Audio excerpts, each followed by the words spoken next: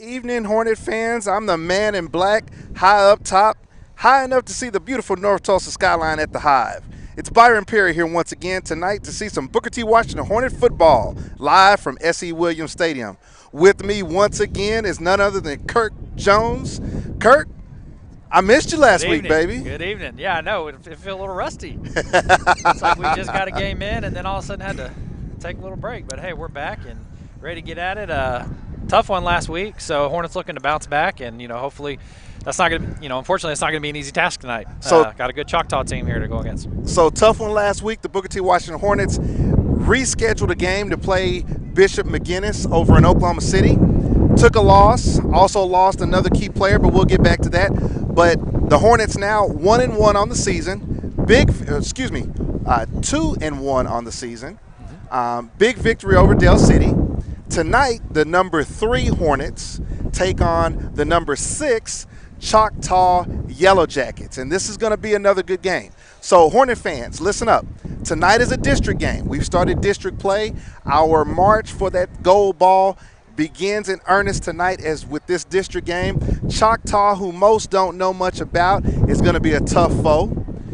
We're going to talk about them in some detail when the game gets started. But the Hornets rebounding off of a loss are also rebounding off of some lost players.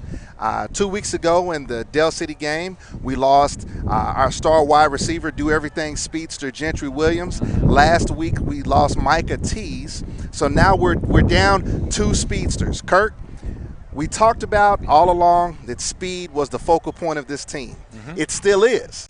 The issue is, where is the speed going to come from, and what's the speed going to do? Right, definitely. And like we talked about when Gentry went down a couple weeks ago, it's next man up. And obviously it's terrible, when you get those, especially season-ending injuries. And so, while it is unfortunate, like I say, guys got to step up and, do what we got to do to move forward. I'm thinking now, obviously, with Micah Teese out as well as Gentry, I think, Jalen Teague is going to be, the primary target now. And, that's not a bad situation to be in, right? I mean, we know that kid can play. He's shown he's got great size, great speed, and I really think being the number 1, I think he could really do some big things. So we'll be looking to see. Like I say, it was a tough one last week. That's a really tough situation. You're all you're game planning for Edison and you're ready to play. Next thing you know, you got to switch it up, and then you go through. Are we even going to have a game?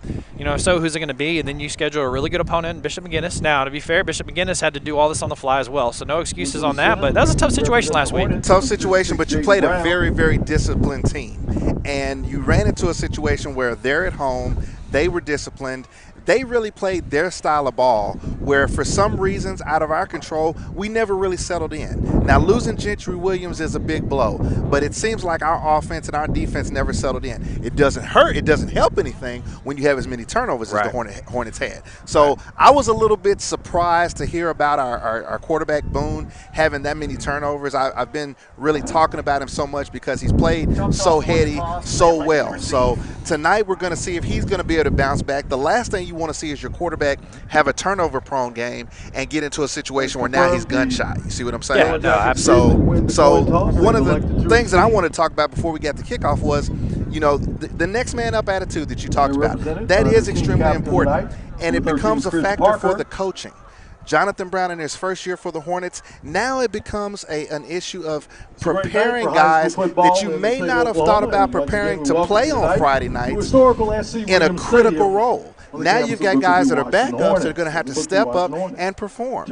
One of the things that I wanted to talk about, and one of the things that I'm looking forward to see tonight, is how some of these guys just play their role, do their job. Nobody's going to be Gentry Williams. Nobody's going to be Micah Teese. You want to see guys get onto the field, get in the flow of the game, take advantage of their opportunities, and play their roles. That's a mark of good coaching. That's a mark of good preparation. That's something for us to look forward to and talk about tonight. So. Yeah, absolutely. And, Coach Brown has showed he's not scared to play sophomores, young guys, right? We got a lot of sophomores playing key roles here. And, again, one of those, Micah Teese, obviously one that's, has dealt with an injury now. But, in your quarterback, he's a sophomore. And we're going to see that with young quarterbacks. you're going to see mistakes. And so, obviously it's how do you respond from that? Obviously he's a very talented quarterback, very talented passer, because we did comment in the Del City game. He did a really good job of controlling things, making smart throws. Several times, we ran a lot of screen passes, bubble screen passes last week against Del City, and several times they'd kind of jump the route. He did a very good job of placing the ball to make sure that it didn't get picked off. So again, young quarterback, those things are going to happen. Nobody's perfect. Nobody's going to come out on the fly and just light the world on fire. So the key is, do you learn from those mistakes? Do the coaches put him in positions to avoid those mistakes as well? And like I say, he's coming back against a really tough opponent. So there's no rest for the weary. So from Choctaw, now, Oklahoma. I'll get right into it. Choctaw is led by a young man, number 2, Jordan Mukes. He's a 3-star football player that is committed to the D1 college down in Norman, Oklahoma. Now, Jordan Mukes is a 2-sport athlete. He's actually a basketball player. And what's interesting as I was doing my research for this game, Kirk, is that a lot of the marquee players for Choctaw are guys that know the best players for Booker T because they play 7-on-7 football together. Oh, yeah. So, for Hornet fans, we're like, Choctaw? Who? Where is Choctaw? But the thing about it is when it comes to the kids on the field, there's not going to be any shock and awe. Ladies and Now, gentlemen, as the band gets cranked up, as the Hornets come onto the field, there may be some Choctaw folks that have never heard the chant before. But when it comes to some of their marquee players, they're going to know our guys. They're going to have friendships with our guys. They're going to be talking smack to our guys. Right. And that could be critical tonight. There's no fear there, none whatsoever. No, not at all. This world today, it's smaller than it ever was, right? So when you were in high school, when I was in high school, you didn't know a whole lot about the teams on the west side of, say, central part of the state. Now between social media, all the 7-on-7 camps and team camps and things, like these guys all know each other, right? They know who's going where. You're talking about a guy committed to OU. They know a little bit about playing football, right? And so the school in Norman. Yeah. So we got a lot of OU fans on the listen broadcast may get a little upset with us, but no, yeah, they know a little bit about football players, and so you get somebody with that kind of talent, then you got to watch out, and yeah, they won't be scared. He's not the only Division I prospect or commit on the team, and so they're going to be ready. And Booker T, we all know this, right? Because we like to brag about it, but we're one of those teams that everybody's going to get up for it, right? Absolutely. Yeah, absolutely. We joke about maybe not knowing where Choctaw is. Guarantee they know where Booker T is. Absolutely. Right? They've all heard of Booker T, over the years. And so, and I'll be honest, Choctaw, when I was there, class of 04, I think they were 3 or 4A. It's an area that's grown that, like I said, that Midwest City, Del City, Choctaw area, just east of Oklahoma City, has really started to grow. And as we talked about a lot with Del City last week, their coaching staff, they're bringing in a head coach that was a Carl Albert Titan, multiple-time state champion. Again, so they're bringing in winners to take these programs over. Again, Del City, not a tradition-rich program. We talked about, the first playoff appearance in however long. 76. Right, yeah. So same thing with Choctaw. It's not a long history tradition, but again, they're finding that, hey, if we're all in this little area where we've got a lot of, Carl Albert has had a lot of sustained success there, let's start picking off what they're doing. They can't all coach at Carl Albert, right? Let's get those guys involved and let's see. But there's plenty of talent in that area. I can tell you that. Obviously, we saw it with Del City. We know Carl Albert's got talent, and we're going to see tonight that Choctaw's got plenty of talent too. So we're going to go ahead and kick off here with Jackson Marsh, and let's see how we go. Yes, sir. The Hornets set to kick off, and here's a push kid, short and high in the air. Del City is going to receive it. That's number 46. Going to have to bear with us on the names for Del City tonight, folks. But it was down at the 43-yard line where the Yellow Jackets are going to take over. Hornets fans, it is senior night tonight, and we're going to do an extra special job of making sure we mention every single one of the Booker T seniors that we have information on. Prior to the game and prior to the telecast, the seniors were recognized along with the cheer and the Palm squads and volleyball. Unfortunately, we don't have that list, but we're going to make sure we can do everything we can to let you know about it. Number 7, Steve Wassel is the quarterback. He gets the snap. He throws a bubble screen out to the far side. He's got a man, number 8. He's going to be able to break a tackle and get enough for a first down. I believe number 8 is, here we go. We have a roster. Number Elijah 8 Wilder, the ball carrier. For Choctaw is Elijah Wilder. He's got enough yardage for a Yellow Jacket first down. The 49-yard line. First down 10 for the Choctaw Yellow Jackets. first down of the game. On the move just a little bit. They go into a shift. Once again, Wassel, the quarterback. I cut 2 slots wide open over here. Booker T up. Empty backfield. Looks like he's going to call his own number, but he's going to be taken down for a loss. Several Hornets there in on the play. Going to be a loss. Going to bring up second down. The ball originally was scrimmaged from the Booker T. Washington 49-yard line. But with that loss of 6 yards, it's going to bring it back to the Yellow Jackets 46-yard line. Yeah, interesting there. I thought we might see a timeout from Coach Brown. As Choctaw shifted, we've got a couple receivers here down in the slot on the near side. Uncovered. We were able to get one DB over, but they had another one open. Luckily, based on the play design, they weren't looking to throw. So this is interesting. Choctaw has 3 wide receivers stacked to the far side. Wassel's going to roll out. He's got a man down the sideline. He throws to him. The pass is caught. Let's see if it's inbounds. However, I don't know if he was able to walk the tightrope and made the reception. Looks like the man in stripes over there is saying that's a good catch, Kirk. That's interesting. If I had replay, I would talk to the fans about how Choctaw had 3 guys stacked. If you remember several years ago, that school down in Norman, when Mike Leach was the offensive coordinator, ran the ninja formation with 2 wide receivers stacked. Choctaw is doing something else. I'm going to call it the Kung Fu Panda, where they've got 3 people stacked up. Yeah, that's wild. Yeah, stack one behind the other, A little frustrated there. We saw Booker T. Hornet get dragged down by his jersey. Thought we were going to see a holding flag. Ref was right there, missed it. Fortunately, it results in a big play. Here's a sweep to the near side. He's looking like he's going to try to get to the pylon. Running back was a little bit timid right there, and he got hit and made to pay for it. Number 10 for Choctaw. Don't know if he's got a little bit of yards. That tackle, Jaden King on the tackle for the Hornets. Gonna bring up second down for the Yellow Jackets. A 4 on the play. He actually got Latrell Ray on the run as well. Latrell Ray on the run. Second down, 6. The ball at the Hornets 10. Once again, number 7 Wassel in the shotgun formation has 1 left to him. We've got ninja formation up top to the right, but here's a zone read and he's wrapped up quickly. That's not going to have anything. Ray Latrell, the ball carrier. Jay Notes again on the tackle. Medium and Southern tackle for loss. So right off the bat, Kirk, we're seeing some very inventive formations from Choctaw. Bring up in third down. Unfortunately, they didn't provide us with any information about who they were or what they did. I know more about the Choctaw defense. So, Hornet fans, it looks like Choctaw is going to come out and try to do everything they can to get us confused as to who to cover and how. Yep, a lot of motion.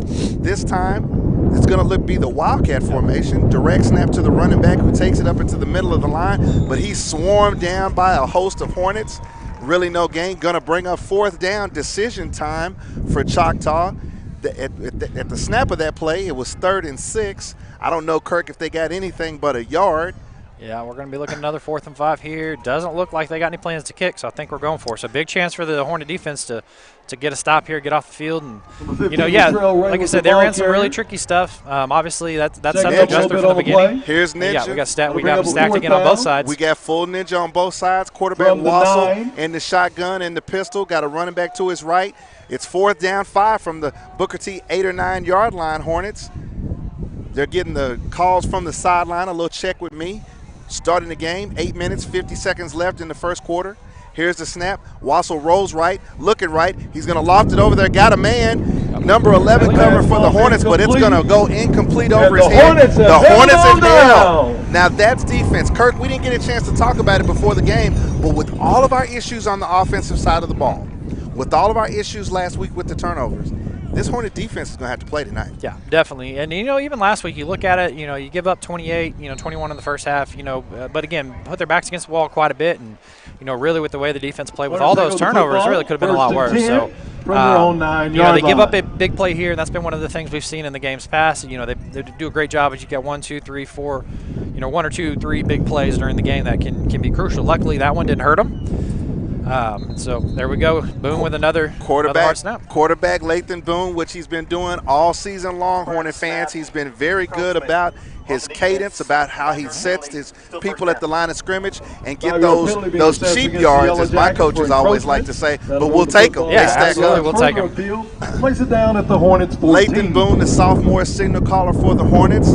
Hornets on their first possession, 1st down and 10. Ball on their 14-yard, 1st and 5. Ball on their 14. Here's an inside give to number 29. Good cutback. Gets his head up in there.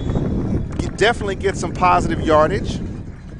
Once again, we've had good offensive line play. We've had good running back play Jaden for the Carroll, the Hornets. ball carrier. Jaden Carroll has Nice basically game on the led play. the load or carried the load for the Hornet offense at the running back position, and we look for him to be solid with a lot of big playmakers out. Yeah, you got a bit of a windy night, as the fans watching can probably hear on our microphones. Down So and one Hornets going for into the a little bit Hornets. of a breeze, so you'll probably see a little more of the ground game, as the Hornets are heading south. Maybe air it out a little more when we're headed north. A little bit, kind of you saw on that short kickoff as well.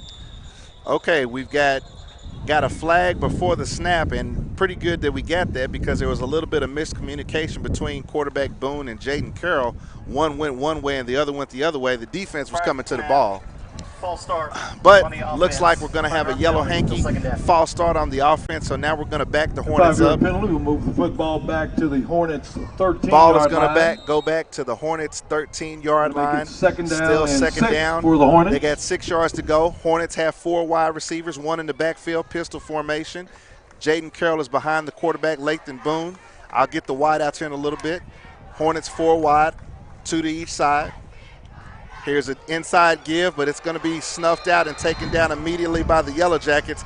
Kirk, that didn't fool anybody. I don't think anybody – I think we had some Olay blocks on that one right there. Yeah, they were in the backfield real quick on that. And yeah, so now you're at 3rd and 9 here. Obviously, you get the encroachment call, but then you give it right back on the false start. Spencer Bowles. Tackle for a loss here. Now you're in the 3rd and long, and again in a bit of a windy night, so not necessarily ideal. So we'll see what we can come up with here. So look for number 1, Hornet fans, big number 1, Jalen Teague. He's a senior. He's a wide receiver that basically, just from looking, scares people. Here's Boone with the pass. He gets out of the pocket and makes a throw. We're going to see here. Boone's pass is The ruled pass complete. is ruled complete. First down, Hornets. Going to be a first down for the Hornets. That was a beautiful play right there. Boone evaded the rush, got outside the pocket, gunned the ball, which was a little bit low and slow, but it makes a reception. With everything that happened on the first 3 plays of that drive, the Hornets have a first down. So now the Hornets are on the move, headed south. And again, Boone does a great job evading the pocket, but keeping his eyes downfield. Inside give to Jaden Carroll. Once again, he keeps his feet moving, keeps his head down. Late flag, Looks like he's going to get a couple of yards, but as Kirk said, we've got a flag on the play. So back near the line of scrimmage. Carroll, the ball carrier. So That we're tackle waiting. made by the Yellow Jackets, number 89, And we're Donnie waiting. Wingate. And we're waiting to see what the Stripes have to say for us. Doesn't look like it's going to be against the Hornets.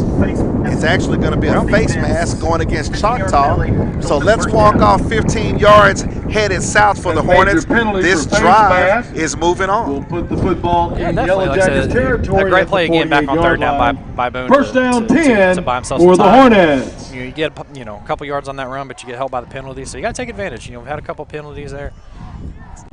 Hornets have 3 wide receivers here to the near side, running a little check with me to see exactly what Coach Brown and the offensive staff want. 1 wide receiver to the far side. Here's a snap, zone read, but we've got some movement. Looks like somebody had some happy feet before the snap. This one just may go against the Hornets. I got my fingers crossed. I just thought he got a good jump. Friday Sep, false start on the offense. Forward Flag lean. penalty. Still first down. Yes, already we've seen a lot of flags tonight. A 5-yard penalty. And that's will place been the one of the football problems the back Hornets have in had Hornets this year territory so far at in the this young 47-yard season line. is penalties, and so they got to be more disciplined and really settle in here. Like I said, we're on game 4. Really got to. It's time to see those penalties start reducing and minimizing. Otherwise, it's going to be something to fight all season. 1st and 15 inside carry. That's going to be a give to Sterling Warren. However, once again, there are Yellow Jackets in the backfield. That looks like number 87. I believe that's Deshaun Brown Number 13, for Sterling the Warren is Yellow thrown Jackets. for a loss. Number 87 Coming in for to make that tackle for the Yellow Choctaw. Jackets, number 87. Number Deshaun 87, Deshaun Brown is a highly rated class of 22 kid that moved into the Choctaw area. I got some information about him. Big kid for his size. Got a good motor. I think he's going to be somebody that we're going to have to watch out for all night long. If he's going to get into the backfield like that, the Hornets are going to have to do something to take care of him. So once again, brings up 2nd and 19, four wide receivers. Here's a quick pass. It's caught by Sterling Warren. He's got a first down for the Hornets. Nice reception up the seam right there. Once again, the Hornet drive is going. And Kurt, that's exactly what I'm talking about. Sterling Warren, a senior for the Hornets, kind of an unknown prospect. Doesn't have to be a superstar. He just has to catch the ball, Gain of move the sticks, 18 on the make play. sure he hooks That'll up bring with a Lathan third Boone. down and 1. Yeah. The ball Yeah, in Yellow absolutely. Jackets And again, that's territory at the another 39-yard receiver, line. stepping up. So it's not going to be a first down on that reception. However, it looks like the Hornets are going to get the first down on another illegal procedure by the Yellow Jackets. Encroachment. Real nice catch there up the seam by Sterling Warren. He's another one of those wide receivers we're going to talk 5-yard about penalty with will give the Jalen Hornets Teague, another number 1. automatic first down. And number 12, Corian Stokes, another senior that we haven't talked about a lot, Kirk, but a guy that's getting some playing time at a wide receiver position, coming in because of injury, and we need him to basically play his position, play his role. 2 wide receivers to the left. Here's another zone read. This time Boone is going to keep it, but he doesn't fool anybody. Number 24, especially for the Yellow Jackets, who got up upfield 1 yard in red. So it's going to be a 1-yard loss for the Hornets, bringing up 2nd down and 11. Still on the move here, the first drive for the Hornets. 4 minutes, 35 seconds, and counting down in the first quarter. No score. Your 6'2", number 3 Booker T. Washington Hornets versus 6'2", number 6 Choctaw Yellow Jackets, live from S.E. Williams Stadium. Boone's got the snap. He's looking. He's rolling to his left. He's got a rush behind him. 2 men to beat. Spin move. He's going to be taken down. He may have fallen for a yard, Kirk. That's one of those situations where Choctaw had good coverage on the back end, even though they were flooded with wide receivers over there. Choctaw covered that well. Yeah, they did, and that's 2 plays in a row with good open field tackles. For the Hornets. 51, Aaron McCaffrey on that one. 24, we actually don't have on the roster for Choctaw, so we apologize for that. He's the unknown. He's the secret one. So, but he made a great open play tackle there 2 plays ago, and then just right there by McCaffrey as well. So again, 3rd and long here after a couple unsuccessful plays. Boone's got 3rd and 11. He drops back. He's looking to his left. He's got a man up there. It's going to be an over-the-shoulder catch, and that's the man. That's the man. Number 1, Jalen Teague. Touchdown, Hornets. The Hornets are on the board. There we go. That's a beautiful throw by Boone. Beautiful throw by Boone. Beautiful catch by Teague. Over the shoulder. Again, that's a really tough catch. I'll tell you, great job. The over-the-shoulder catch is the hardest catch to make because the ball has to fall in the breadbasket. You can't try to catch it early. You've got to let it fall in and cradle it. That's a beautiful pitch and catch from Lathan Boone to Jalen Teague. And let me tell you, Hornet fans, if you don't know him, Jalen Teague is a kid that coming onto the field, he's who you want to be to go out for the coin toss. Yep. First guy off the bus. I mean, this is a kid that looks like he's going to basically, bring the slobber knocker to the party, okay? Yeah. Because he's a big kid, but he's got speed. He knows the game. Great kid. Scores a touchdown to get the Hornets on the board. Let's talk about it, Kirk. That was not a bad drive, to be honest. No, it really wasn't. Like I say, you have a couple offensive penalties you hate to see, but you overcome them. You get some big plays. Again, Boone does a great job with his cadence, gets 2 encroachment penalties on the drive. Love that. And I got to give a shout-out, too. That's the sons of a couple of my old teammates from here at Booker T. Obviously, as we know, Booker T, most have a family tradition of going. Your cousins, your aunt, your uncle, your grandma, your brothers and sisters, they all go to Booker T, right? Absolutely. So you follow in their footsteps. Tell you what, both Boone and Teague, both their dads were hell of players on our teams. They're in the early 2000s. Michael Teague started at defensive tackle, ended up playing middle linebacker his senior year. Larry Boone, who's actually the defensive line coach right now for us right now, was a great left tackle, for us. Played some time on the defensive side as well. So again, it's that Hornet lineage, that tradition of raising them Hornets, and again just seeing it come down the road. But no, that was great to see, and again, Boone did a great job there. Jalen Teague, a beautiful catch. So we got some momentum. Again, we'll see here with the kickoff. Again, you're kicking into the wind. We are, more of a pooch kick style team. You're not really, haven't seen him kick deep. It'll be interesting when he gets the wind at his back to see, if Jackson Marshall goes deep. But right here, we're probably going pooch. And again, with that wind, you're probably going to be up pretty short. Hornets take the lead 7-0 with the successful point after touchdown. This time he's going to try to kick it high, and it basically gets up like a pitching wedge, taken at the 20-yard line by the Yellow Jackets. It's caught. He spins, tries to elude a couple of Hornets, but he's going to be taken down. The runner's going to be taken down at the 25-yard line. So we've got 3 minutes, 27 seconds left in the first quarter. Booker T. Washington Hornets, He's tackled I hate by to a say it, but whole coming off pack of a of loss Hornets. last week, had an offensive possession right there that, although it had some stops, Ball starts, resting some at the sputters, Yellow Jackets it 25 still yard seemed to be line. focused They'll take over the on football. what we're First able down, to do. 10. We got the ball into the hands of our playmakers, guys that can run, guys that can beat the other man on the other side of the ball. So once again, we're going to see what this Hornet defense is about to do as the Yellow Jackets take over from their 25-yard line. First and 10, they're headed with the wind, headed north. Man in motion. Here's a double reverse back. The quarterback actually have it. He's snuffed out. He's going to try to get back to the line of scrimmage, but he's hit by a lot of Hornets. There's another situation, Kirk. Choctaw did it on the first drive. A lot of strange and different formations. This time they put the quarterback into a slot position, run the double reverse pass, which fooled absolutely nobody. That's a great job by the Hornet defense right there. Staying disciplined. There was nobody to throw to. Loss your of 2 on the play. corners do a great job. Second down, 12. Jaden Ball at the Yellow Jackets. King Parker do a great job just staying with their man. Focus on their man. Home. Don't get caught up with all the trickery. Don't and go as you for see all, by that, you don't end go up for losing all 2 the yards. window dressing. Wassel has the snap. He's going to pitch to his right, but it's going to be able to bounce, and basically with a forward pass that is incomplete. So going back to the Pop Warner Pee Wee football quarterback, if you get a bad snap and you pitch it forward, that's a pass. Yep. You don't have to rock and fire. Yep. If you pitch it forward, it's a pass too. That's going to be incomplete. Bringing up third down and 12. Ball on the Yellow Jacket 23-yard line. They're going to come out in a 4 wide receiver set. 2 wide receivers to the near side closest to us. They've got 2 wide receivers split out wide. The running back has now gone into a flex position. Hornets have got 5 men across the defensive line of scrimmage.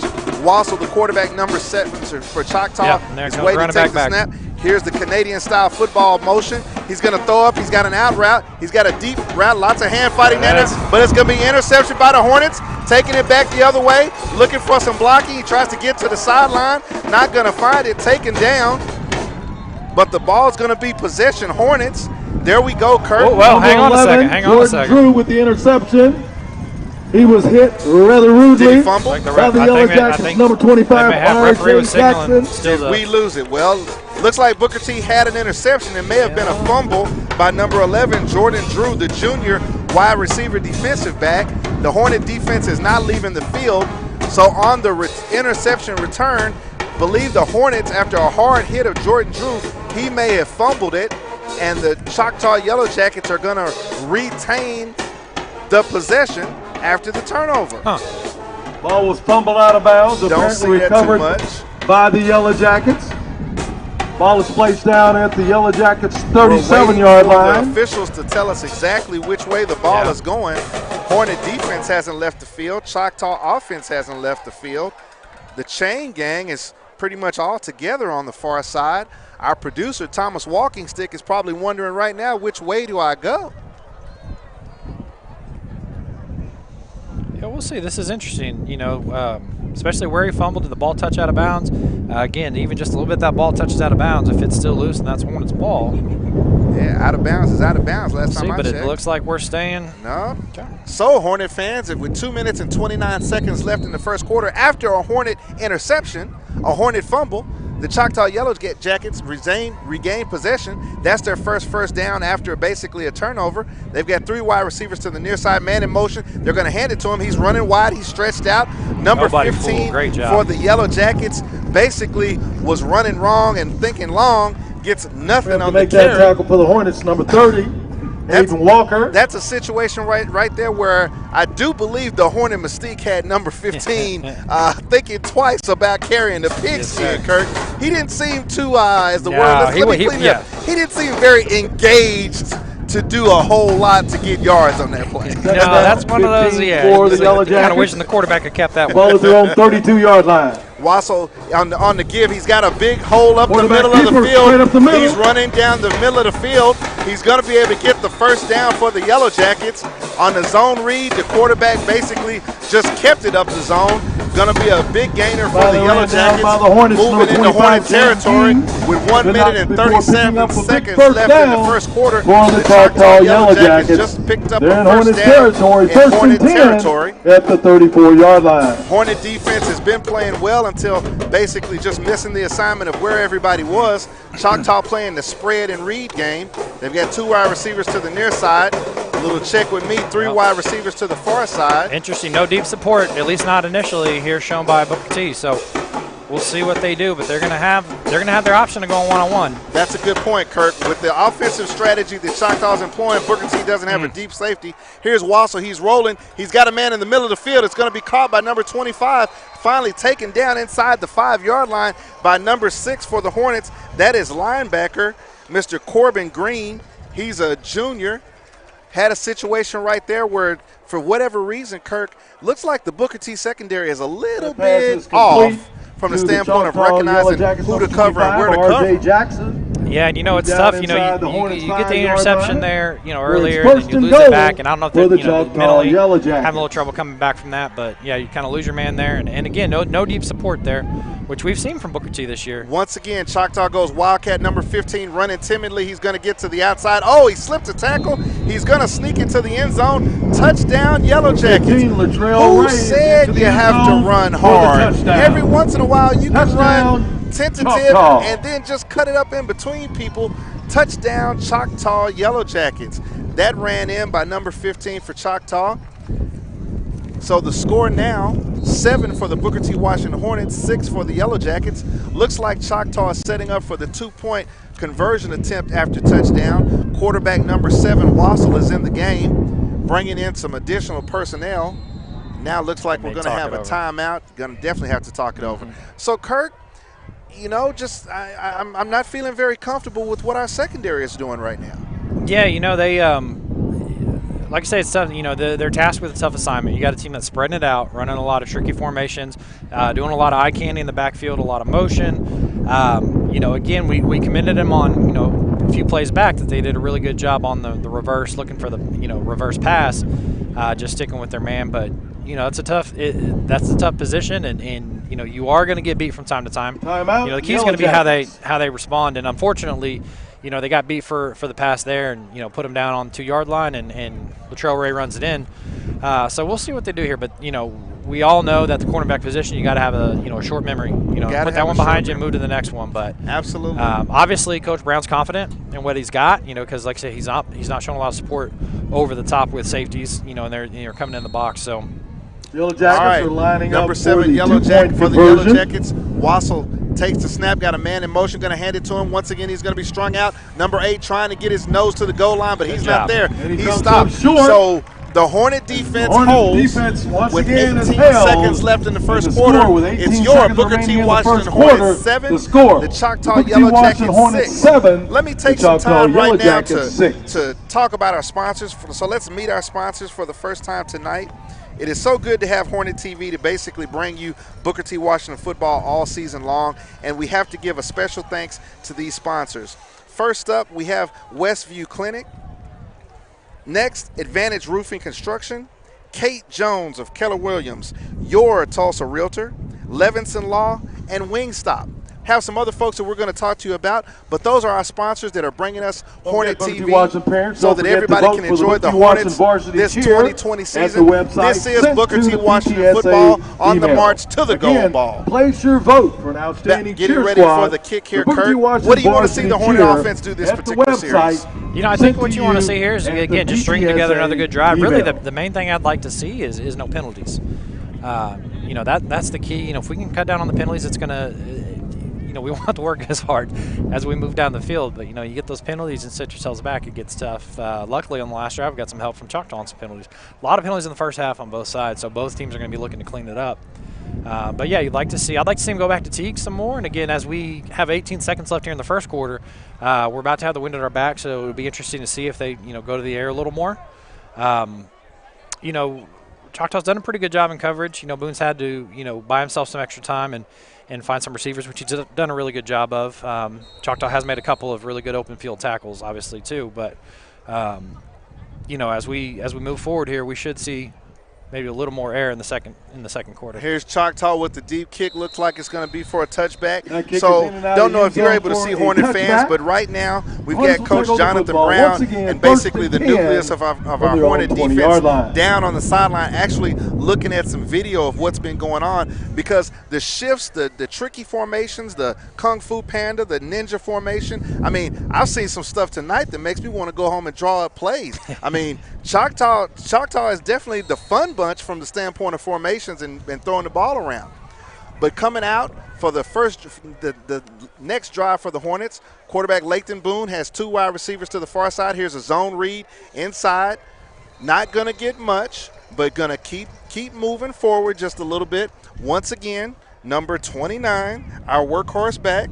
That's Jaden Carroll. On the carry, he's going to get about 1.5, bringing up second down for the Hornets, and that's the end of the first quarter. Ladies and gentlemen, that's the end of the first quarter with the score.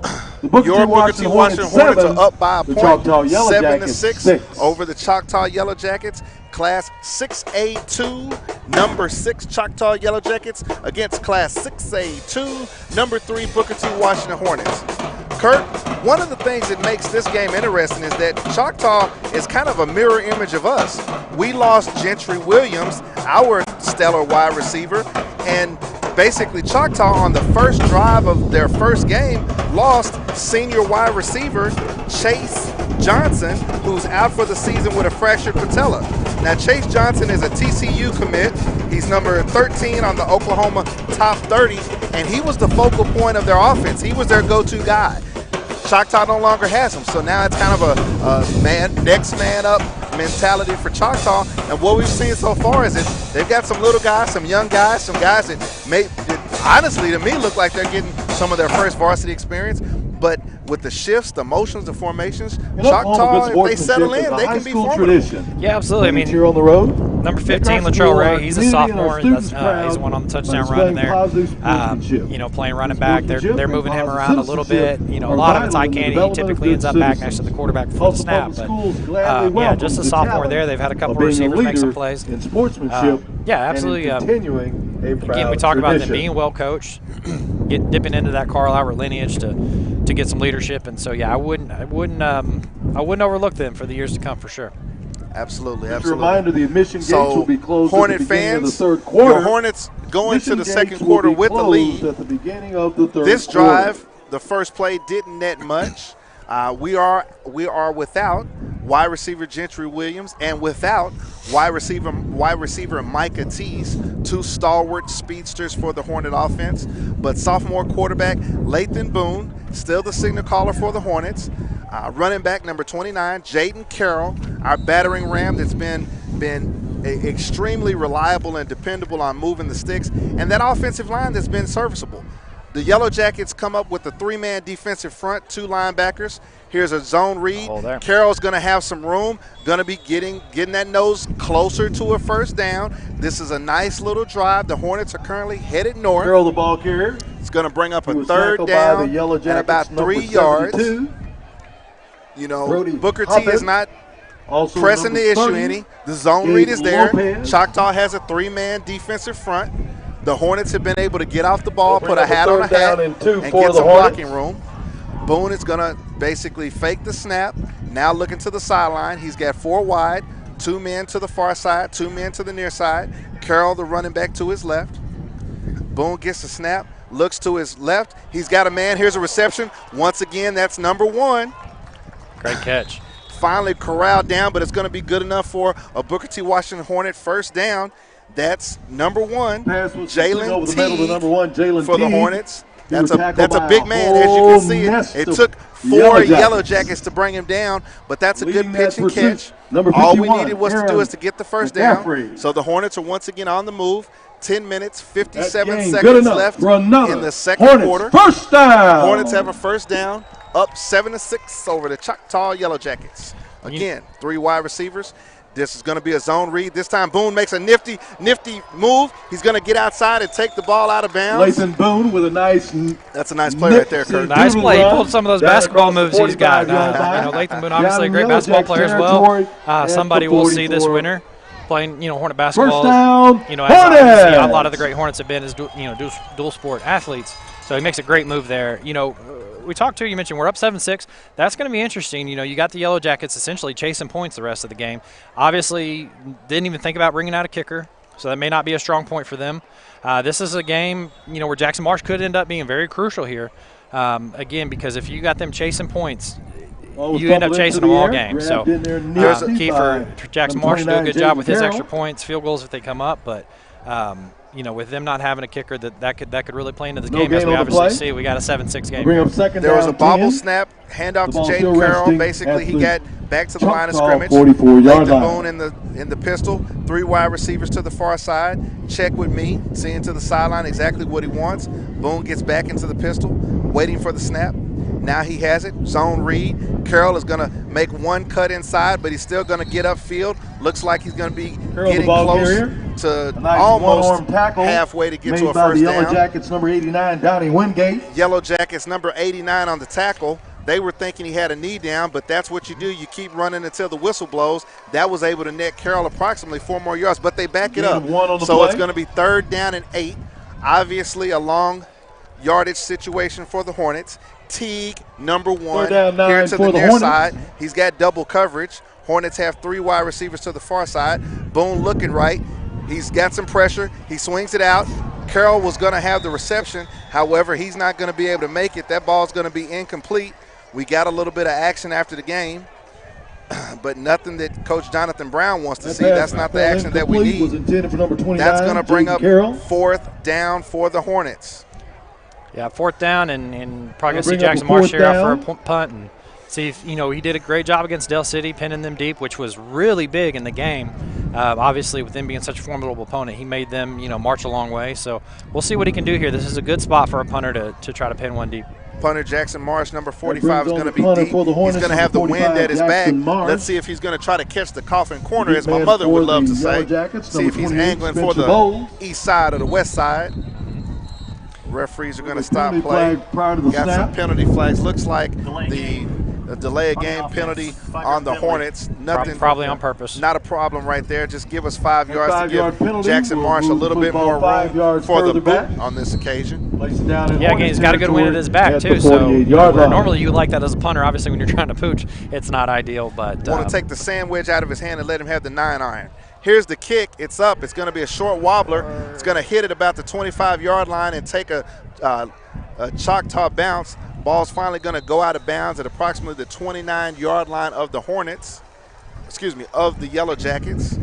So the Yellow Jackets are going to scrimmage with 9 minutes and 14 seconds left in the half. The score, your Booker T. Washington Hornets 7, Choctaw Yellow Jackets 6. And while we have a minute, I'll try to get some information in. Hornets have been playing well, led by sophomore quarterback Lathan Boone. Offense has sputtered just a little bit. It's obvious, Kirk, that we're missing some integral guys that we would love to have. But it's one of those situations where we just got to keep fighting. Yeah, again, next man up, and, you got to just fight through. First down for the Yellow Jackets. Here's a handoff to the inside. Looks like it's going to just net just a little bit of yardage. Got a moment. I want to say that the Booker T. Washington Hornets are glad to present Health and Safety Education Consultants, Premier Healthcare Training Center, offering certified nursing aid and certified medication aid training. Call 918-812-0299 to learn more about the course offerings. This is a minority female-owned business in the North Tulsa community. Choctaw Yellow Jackets, number 7, quarterback Wassel, basically has 3 wide receivers here to the near side, the wide side of the field, man in motion. He's going to look to the motion. Now he's going to keep it, running to his left. He's got a little bit of an alley over there, but run down by that Hornet defensive speed, Kirk. You had a situation where the quarterback didn't have anything downfield.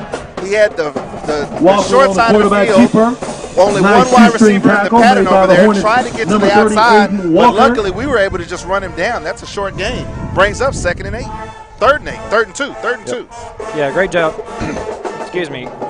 Great job there by Aiden Walker getting over and making the tackle. 3rd down 1 for the Yellow Jackets. 3rd down for the Yellow Jackets. Let's see if the Hornet defense can hold. Once again, Hornet fans, there's no deep safety. You see everybody in the box are split out wide. Everybody that the Hornets have defending is basically within 3 yards of the line of scrimmage.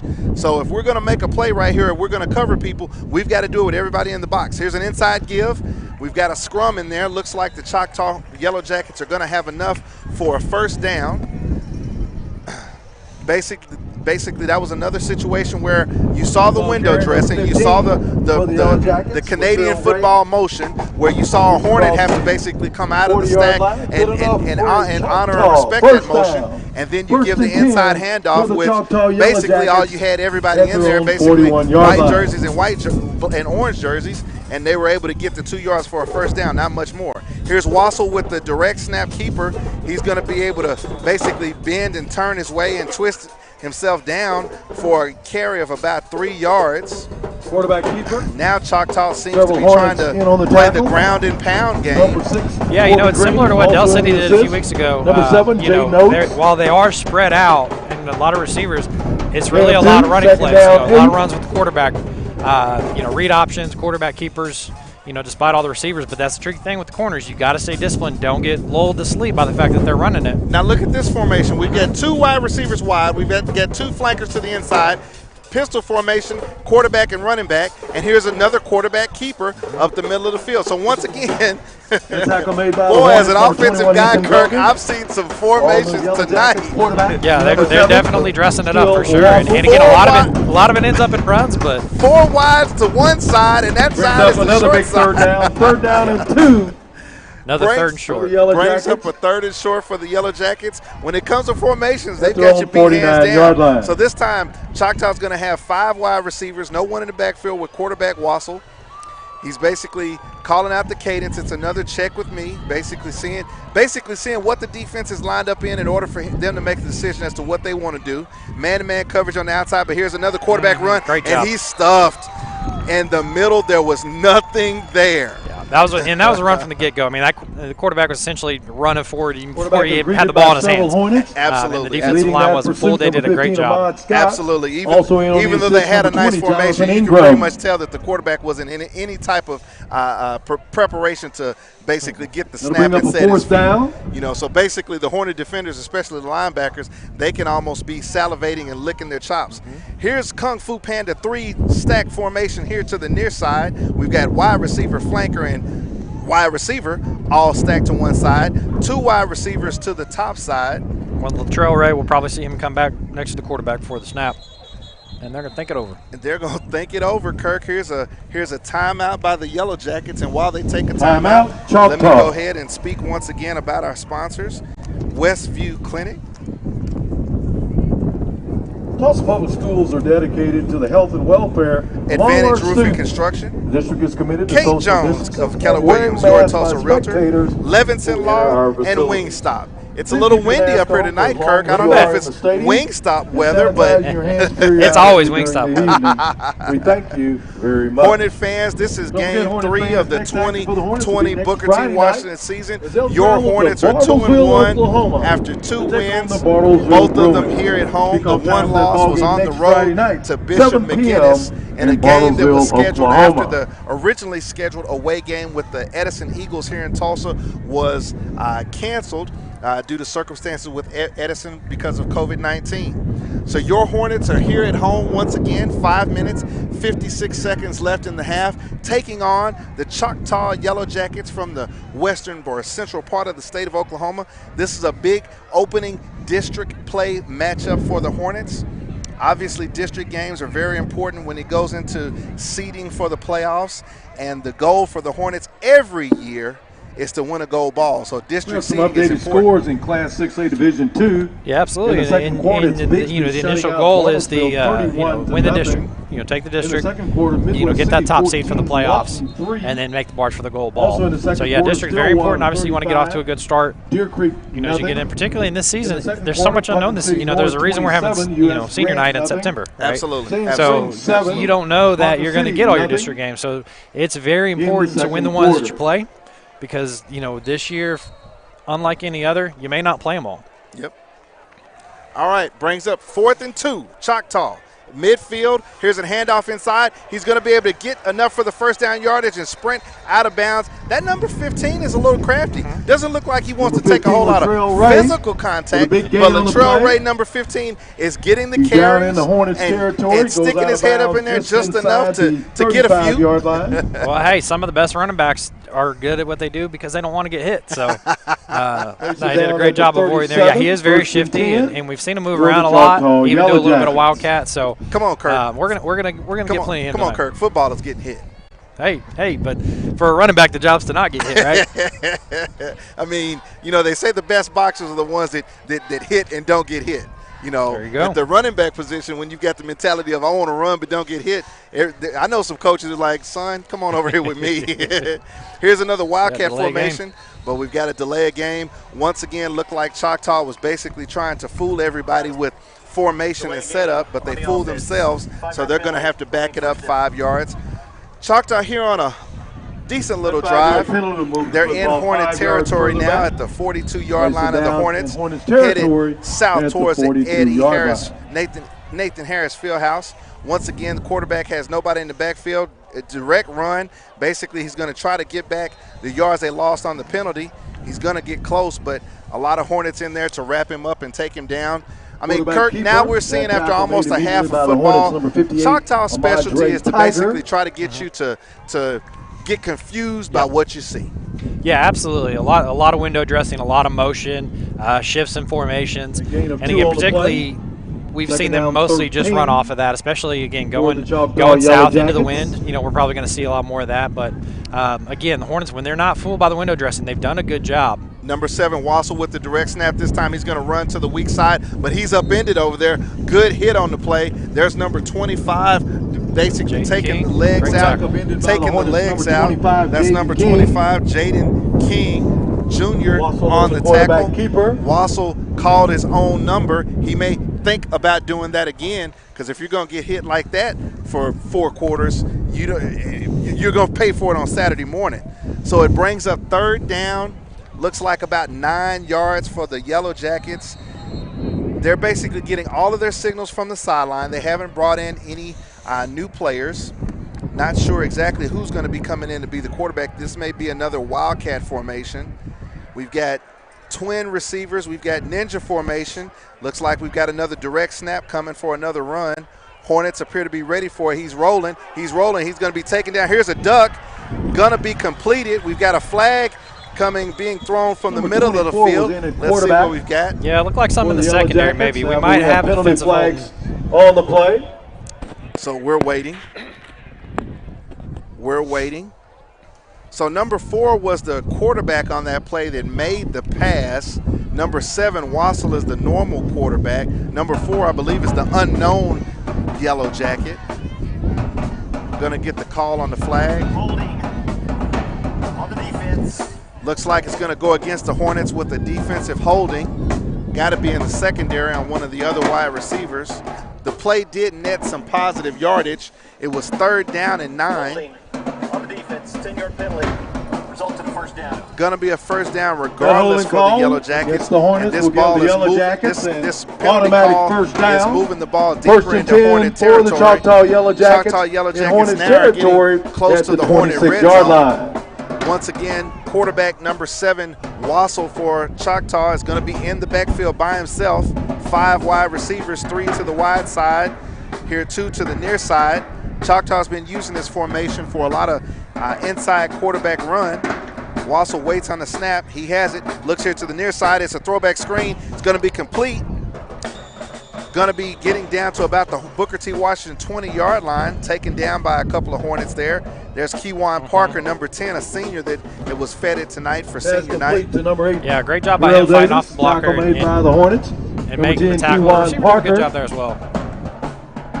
Good block by the receiver to get those 5 yards. But Keywan did a great job fighting him off, making the tackle. Otherwise, what could have been really a touchdown. Going to be 2nd and 5 for the Yellow Jackets. Bringing a man in motion from the near side to the right side. 3 wide receivers to the far side. Wassel put up some man in motion. Now he's going to run option off of it. Here's the pitch. Number 15 has it, but he's taken down. That's 15 for the Hornets? Yes, Number sir. 15, tackled by number 15. Number 15 in there. Ahmad Scott on the tackle. Scott Number 15, coming from the Latrell safety position. Ray. And Great play. He came downhill in a hurry, got into the backfield, took the man's legs out. Basically, they're going to lose a couple of yards on that play. So now it's going to break up 3rd down and 8 from the Booker T. Washington 24-yard line. If the Hornets could hold here, Choctaw didn't even kick an extra point. So this is 4-down territory for the Yellow Jackets. Here's a direct snap, Wildcat, back to the quarterback who throws it back to the wide receiver who handed it to him. Number 15 is going to slip through some tackles, and he's going to mini high step into the end zone. Touchdown, Yellow Jackets. That was a heck of a play. That pass is complete to number 15. That was a very well drawn up play. Latrell Ray. I mean, Kirk, and he's into we're the end talking zone about for a touchdown. Wildcat, pitchback, throwback. That's what the play was. So that was something. So without replay fans, you've got number 15, the wide receiver in the Wildcat formation, who took the direct snap. He rolled to his left, pitched it back to the quarterback who was at the slot receiver formation. The quarterback then threw it quick back to number 15 on a slot pass. Here's the 2-point conversion attempt. And this time, he's going to be stopped. He's short. He's going to be stopped. Nice hit there. Good cleanup tackle again by number 15. So once again, the Choctaw Yellow Jackets unsuccessful on the 2-point conversion attempt. However, they've taken the lead with 2 minutes and 55 seconds left in the half. It's the Choctaw Yellow Jackets 12. Your Booker T. Washington Hornets 7. But Kirk, the scoring play. I mean, that was something. I'm going to give a quick shout out to Ahmad Scott making another tackle there, to again, keep this a 12-7 game now. Again, the conversions, the PATs coming into play here, but Ahmad's got another great tackle there. And we really wasted a great play by him just prior to the touchdown play pass, him running all the way across the line of scrimmage and making a great open field tackle. Like I say, unfortunately, they score on the next play. But a couple great plays on that by a senior, Ahmad Scott. Boy, let me tell you, head coach Jay Corbin for the Choctaw Yellow Jackets, he is deep into somebody's playbook tonight because they're bringing out all the stops against the Hornets. I mean, just like you saw, like you were talking about, the play before, Ahmad Scott comes downhill from the safety position, and his speed gets into the backfield on a play that he snuffed out immediately. But on the next play, he comes back with motions, pitch backs, and then having people, take blocks, right at the snap of the ball. I mean, halftime's going to be interesting for the Hornets. Yeah, not only was it a good play call, it was a very well executed play by the Yellow Jackets. And obviously puts them up 12-7, so the Hornets, we've got a chance here. Really like to get some points going into the half, get into halftime, and again, sit down, try to break down what's going on out there. You got the TV on the sidelines and looking over things, but again, just having that, be able to catch your breath during halftime, talk things through and come out. And we saw that against Del City, made some adjustments and came out with a strong second half. Yellow Jackets are ready to kick off to Took an opportunity for a return here. Here's the kick. He is going to kick it deep. Hornets are going to be able to get a return, but we've got to field it first. We've got the ball running here to the near side. Got some blockers. If he can get the corner, he keeps his feet trying to get outside, but he's going to be run out of bounds. That's one of those situations where if you field it cleanly, you've got things set up for you. But we had a little bit of indecision back there. Yeah, I think he thought it was going in the end zone. And, again, with this wind, it held up. Honestly, I'm looking at that kickoff wondering why they're not giving that guy a shot at a PAT. But, I mean, we'll take it, right? Because, it's like you said, it's going to play into our advantage. That's strategy. Yeah. It doesn't make sense to either you or I. From their own 30-yard line. All right, Booker T. Washington Hornets are going to scrimmage from their own 30-yard line. 2 minutes, 48 seconds left in the half. They're down. This time, here's an inside run, but he's going to keep it. Option look. Lathan Boone is going to keep it. He's going to have first down yardage for the Hornets, getting closer to midfield. That's something we haven't seen all this season, Kirk. Booker T. Washington Hornets, they're going after my heart with that one. We ran a little option. Yeah, I love that. Love that. And again, with the receivers down, you may see us get Boone's taking advantage of his legs and his athleticism a little bit more. We've seen it kind of undesigned on a few plays that he say, but like I say, right there you have a design run. Nothing wrong. Does a great job. Keeps it. Nothing wrong with option football. Here's another snap that's high, but it's going to be handed out to number 24. I believe that's number 24, a sophomore. Ethan Washington on the carry, but looks like the Yellow Jackets were ready for that one. Several guys in on the play, led by number 87, Deshaun Brown. Number 24, Ethan Washington, the ball carrier. Washington doesn't get anything on that particular carry. Actually, he's going to lose a couple of yards. Hornets are going to break the huddle from their own 44-yard line. I bring up second down. Second down and 13. Lathan Boone, 2 running backs in the backfield with him. He looks, he swings it out. He's got a man. He's got some room if he can break a tackle. That's Ethan Washington. Slipped the first tackle. Basically gets positive yards, going to get back everything he lost on the first carry, and is going to basically set up a 3rd down and 5. It's a great call against the blitz. That pass was complete to the Hornets, number 24, That's Ethan Washington. Yeah, he had about 10 yards before he even had to look at juking anybody. So all he had to do was make the catch. That's what you and I were talking about, Kirk. Just do your job. Just help Lathan Boone out by catching the ball. Once you catch it, you're going to be able to run for positive yards. Oh, yeah. So here on 3rd down, Boone has 3 wide receivers here to the near side, the wide side of the field. He's going to get it, going to look to his left. He swings it out again to Washington.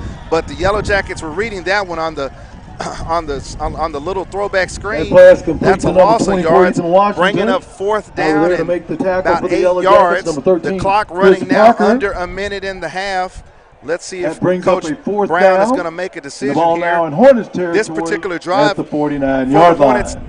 Basically had some things to it, but not enough to basically look like we were going to be able to score going into halftime. The play clock is now down to 15 seconds. Offense still on the field. Hornets are still on the field. They're breaking the huddle. Choctaw is running people in and out, so they're going to actually have to take a timeout. Yeah, I'll be curious, whether or not we intended on running a play, if we really just wanted to make them use that last time out, take it over. Don't get Hornet fans. This is gutsy. You're not leaving a lot of time. Again, without having a kicker, you are a little safer. In that, if we don't convert on 4th down, leave a short field, you're really trying to defend against a touchdown. You're not worried about giving up a field goal. Again, as they've shown an unwillingness to kick it. So it does minimize the risk a little bit for us to go forward on 4th here. Just try to get something. But, short of the 1 touchdown drive, the offense has been a little stagnant. And so maybe this is just an effort to get something going here, get some momentum into the half. But as we talk about it now, it does look like Jackson Marsh is out to punt. Yep, looks like that was just a strategy play. And while I have a moment, once again, the BTW Hornets are glad to present Health and Safety Education Consultants Premier Healthcare Training Center, offering certified nurse aid and certified medication aid training. Call 918-812-0299 to learn more about the course offerings. This is a minority female-owned business in North Tulsa. Here's a snap to Jackson Marsh, who gets it away. Now we've got a boomer. He's going to be able to kick it, and it's actually going to go out of bounds. I finally got the coffin corner, Kirk. Looks like it's going to be rolled. There it is. That's a great pop by Jackson Marsh. And now they got a little bit of room to kneel, but we got a couple timeouts, so it'd be interesting what we do here. If I'm Coach Brown, I'm going to make them run the ball. I'm going to make them run some plays and see if, hey, you never know what could happen. Choctaw's going to have to scrimmage backed up deep in their territory after the coffin corner. Ball's going to be spotted at the Choctaw 4-yard line. Let's set it up. 26.7 seconds left in the half. Booker T. Washington Hornets are down 7 to the Choctaw Yellow Jackets. You got 3 timeouts actually here, so you could take a timeout every play. And, you can make them punt it back to you with a short field. Try to use some speed and maybe get a punt return out of it. So let's see what the Yellow Jackets are going to do. So late, you get a field goal attempt. Jackson will have the wind at his back. But, yeah, make them run plays here. Quarterback number 7 rolls to his left. He's hit, and he's thrown down. He's not. Doesn't look like he's going to get much of anything. And here's a timeout, as you said. Hornets' first timeout. Looks like he made a carry of actually negative yards. It's going to be 2nd down and 11 from the 3, right at the 5-yard line. So maybe he did get a yard. In the area, that's BTWHornets.tv. We appreciate you watching Hornet TV fans. We're going to be here all season long. Stay with us because, Kirk, it's going to get cold up here. We're high. We can turn around and see the beautiful North Tulsa skyline. I'm only thinking in a few weeks it might be, snow.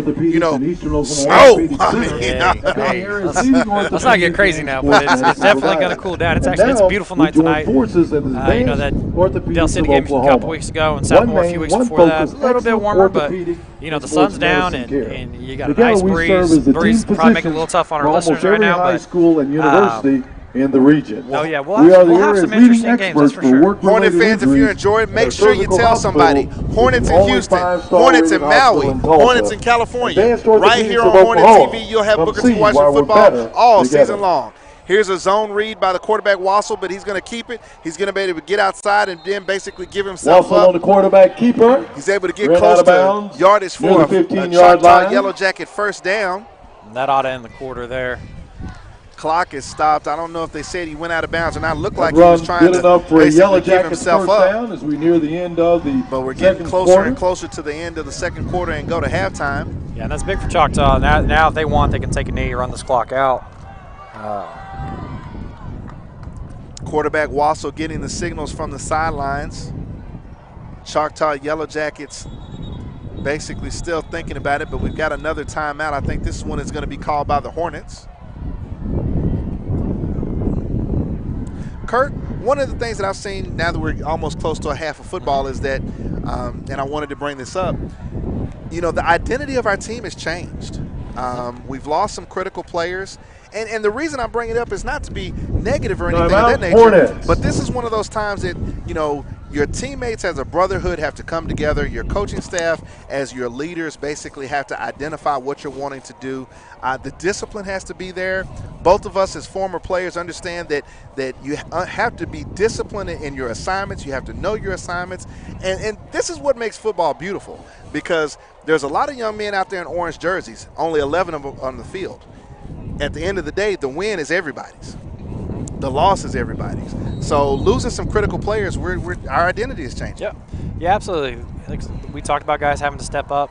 Not just losing, a couple guys. You're losing two of your best Ray, players. the ball carrier. Here's a big run again by number 15. It looks like he's going to basically get enough for a Yellow Jacket first down. Now, that's a situation where number 15 hit the hole. He did. Yeah, he hit it well there. And it was big enough to drive a Mack truck through, so I guess he decided, I'm going to run hard right now. Yeah, he downshifted on that. Ladies and gentlemen, that's the end of the first half with the score. All right, Hornet fans, we've got the end of the first half. Your Booker T. Washington Hornets are on the short end of the scoreboard right now. 6'2", number 3 ranked Booker T. Washington Hornets 7th. The 6'2", number 6th ranked Choctaw Yellow Jackets 12. Here at halftime, we're going to basically try to get ourselves regrouped and bring some information to you, talk about our sponsors a little bit. But while we're up here high trying to get our bearings up here on top of S.E. Williams Stadium, we're going to take just a little bit of a break, but we're going to be back to try to recap everything in the halftime and get you set up for the second half of Hornet football. This is Hornet TV.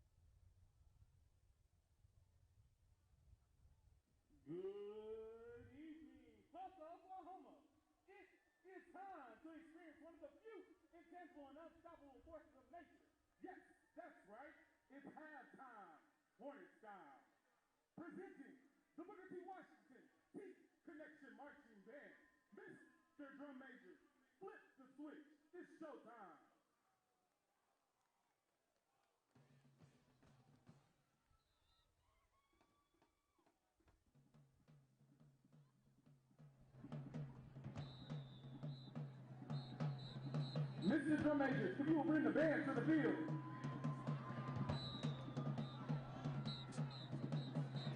Hornet fans, are you ready? It is my privilege and my pleasure to introduce the one and only Barons of Hornet Land. Ladies and gentlemen, I present educated, aristocrats of sophistication and funk, the biblical souls, stand to your feet, meet and greet, the hip-hopping, the finger-popping, the show-stopping, ever-rocking pride of the great Southwest. We are Booker T.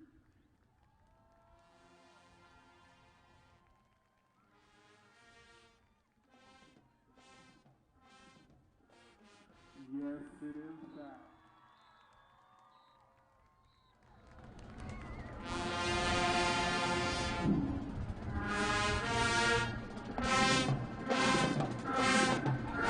The orange and black is back.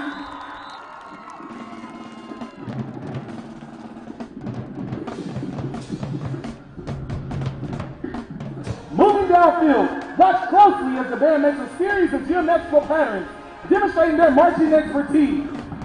Now don't wake me, because I'm dreaming, by Christopher Williams, featuring the distinctive talent of the unique flag.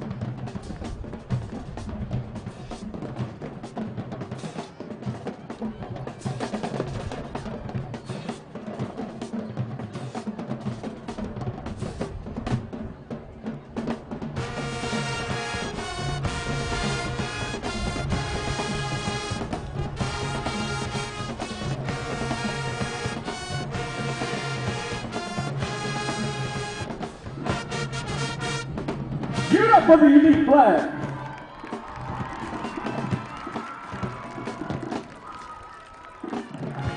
As the band continues its intricate displays of global packages, witnessing the felicity and twirling artistry articulated by the magnificent Elite Majors, as the band plays Even When You Sleep by the SOS Band.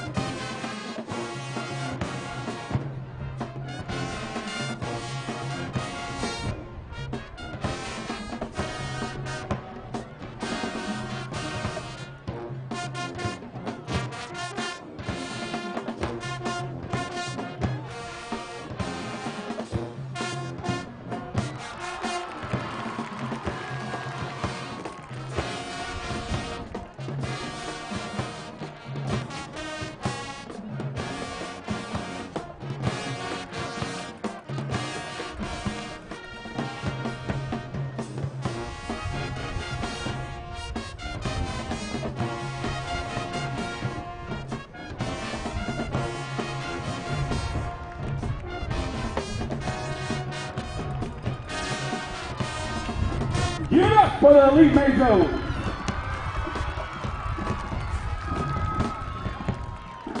You'll be mesmerized by this next set of ladies. Hold on to your feet.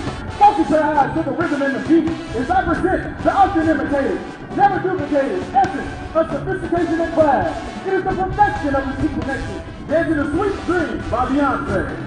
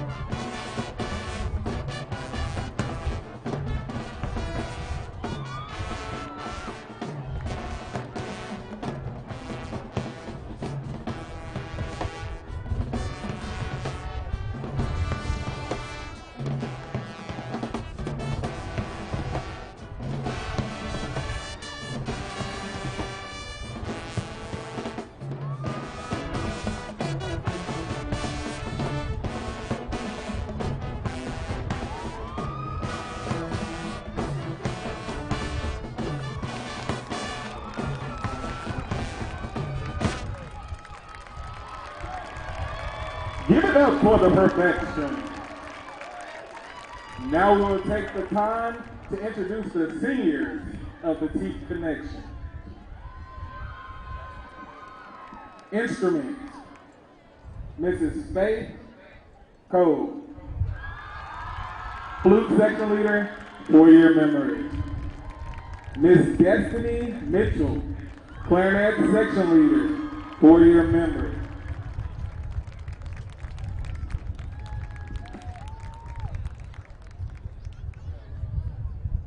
Mr. Xander Armendariz, saxophone section leader, 4-year memory. Destiny Holcomb, trumpet section leader, 4-year memory. Mr. Jackson Bailey.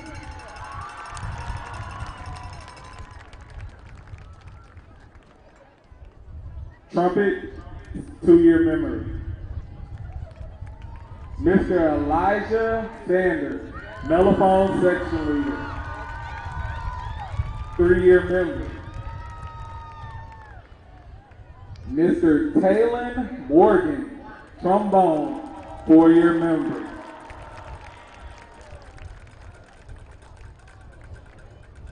Mr. Alex Thompson, brass captain, 4-year memory.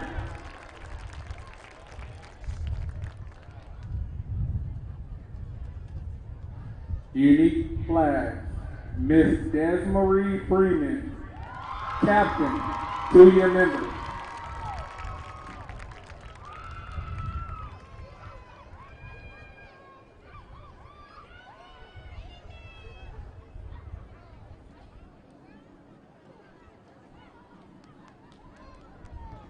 Perfection, Miss Cameron Glover, 3-year member.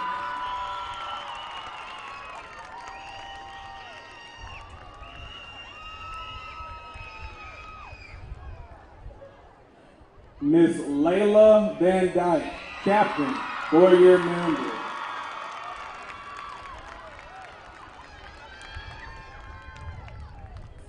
Funky D's, Mr. Ty Laurent, cymbals, 3-year member.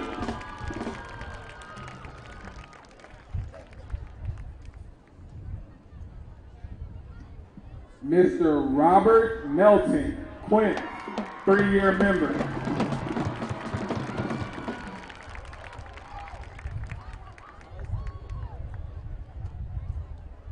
Miss Kendra Gurley, tenor, 3-year member.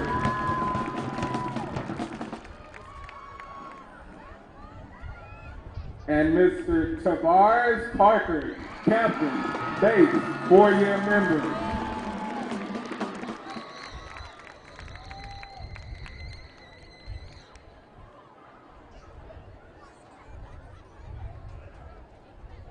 And our Showtime drum major, Mr. Isaiah Gant, 4-year member.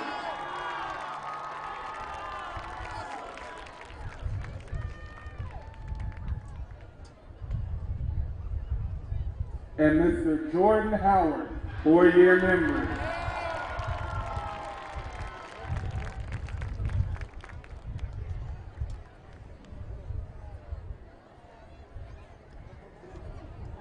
I present the class of 2021.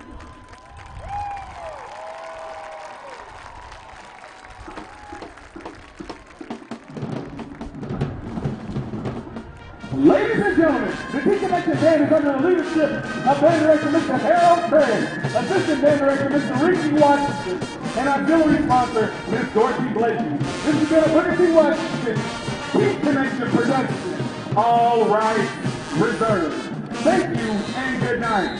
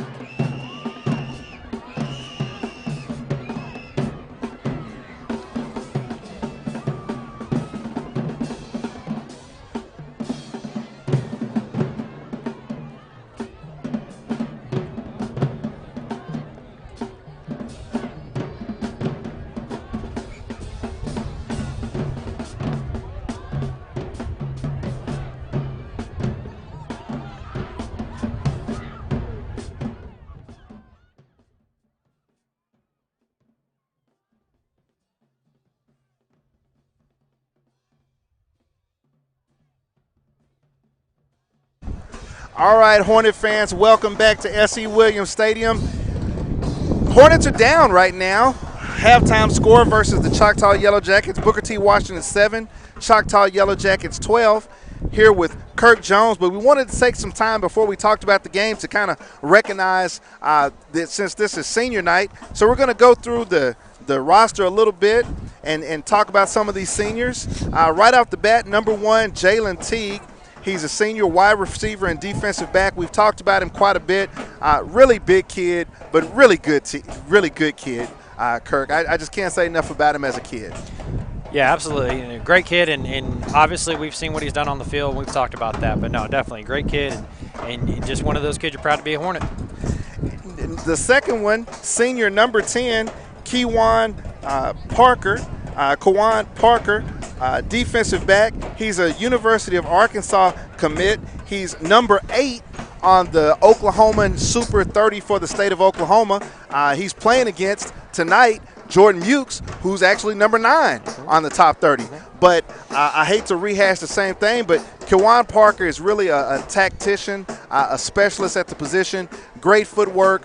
We don't get to call his name a whole lot because people don't throw at him. I mean, just period, point blank, exclamation point. Yep, and that's the best you can do as a cornerback is, keep your name quiet on the broadcast, and that's a good thing. Looking to continue a long line of tradition of Hornets going over to Arkansas and playing there in the SEC. Next 2 kids are young men that we're starting to call their names a little bit more. Number 12, Corian Stokes, wide receiver and defensive back. Corian is starting to make some plays. We're starting to watch him. Hopefully we'll have the rest of the season to call his name and get something to say about him. Yep. Another senior, number 13, Sterling Warren, been lining up at slot wide receiver. Just because I've been around the program, I've seen Sterling a little bit. Started on the defensive side of the ball and now going to the wide receiver position. Another good kid, good student. Yeah, definitely, and we called his name tonight on a big play on our one scoring drive that we had in the half, and both those guys we talked about as guys that are getting their opportunity to step up in light of some of the injuries that we've suffered. But yeah, again, good kids, and like I said, just typical what you see in this program is not just good football players, but good kids, good students as well. Absolutely. Next up is senior Ahmad Scott. We've called his name a little bit, coming down from the safety position. Number 16, Cooper Dill, a senior. Next, number 20, Jonathan Ingram, senior. Guy that's been all over the field. He's made a lot of plays. And another guy that's been all over the field, senior, number 21, Ethan Grogan. Good-looking athlete, plays fast, plays physical, senior for the Hornets. Our next senior to spotlight is Joshua Baskin, number 54. On the offensive and defensive line. Then number 55, Elijah Whitaker, senior. After him, Jaden Brown, senior, son of head coach Jonathan Brown. Yeah, son of head coach Jonathan Brown. And, we spotlight those guys in the trenches. They've, really been big, particularly on the defensive line. Has really set the tone for some of the strong defensive performances we've had so far in this young season. Another senior, number 66, Ethan Howard, offensive and defensive lineman. Then number 75, Ethan Willis. And rounding out the seniors from what I have here, number 81, Adam Carey. This is your senior class of 2021, celebrating senior night for the Booker T. Washington Hornets, who are currently down 12-7.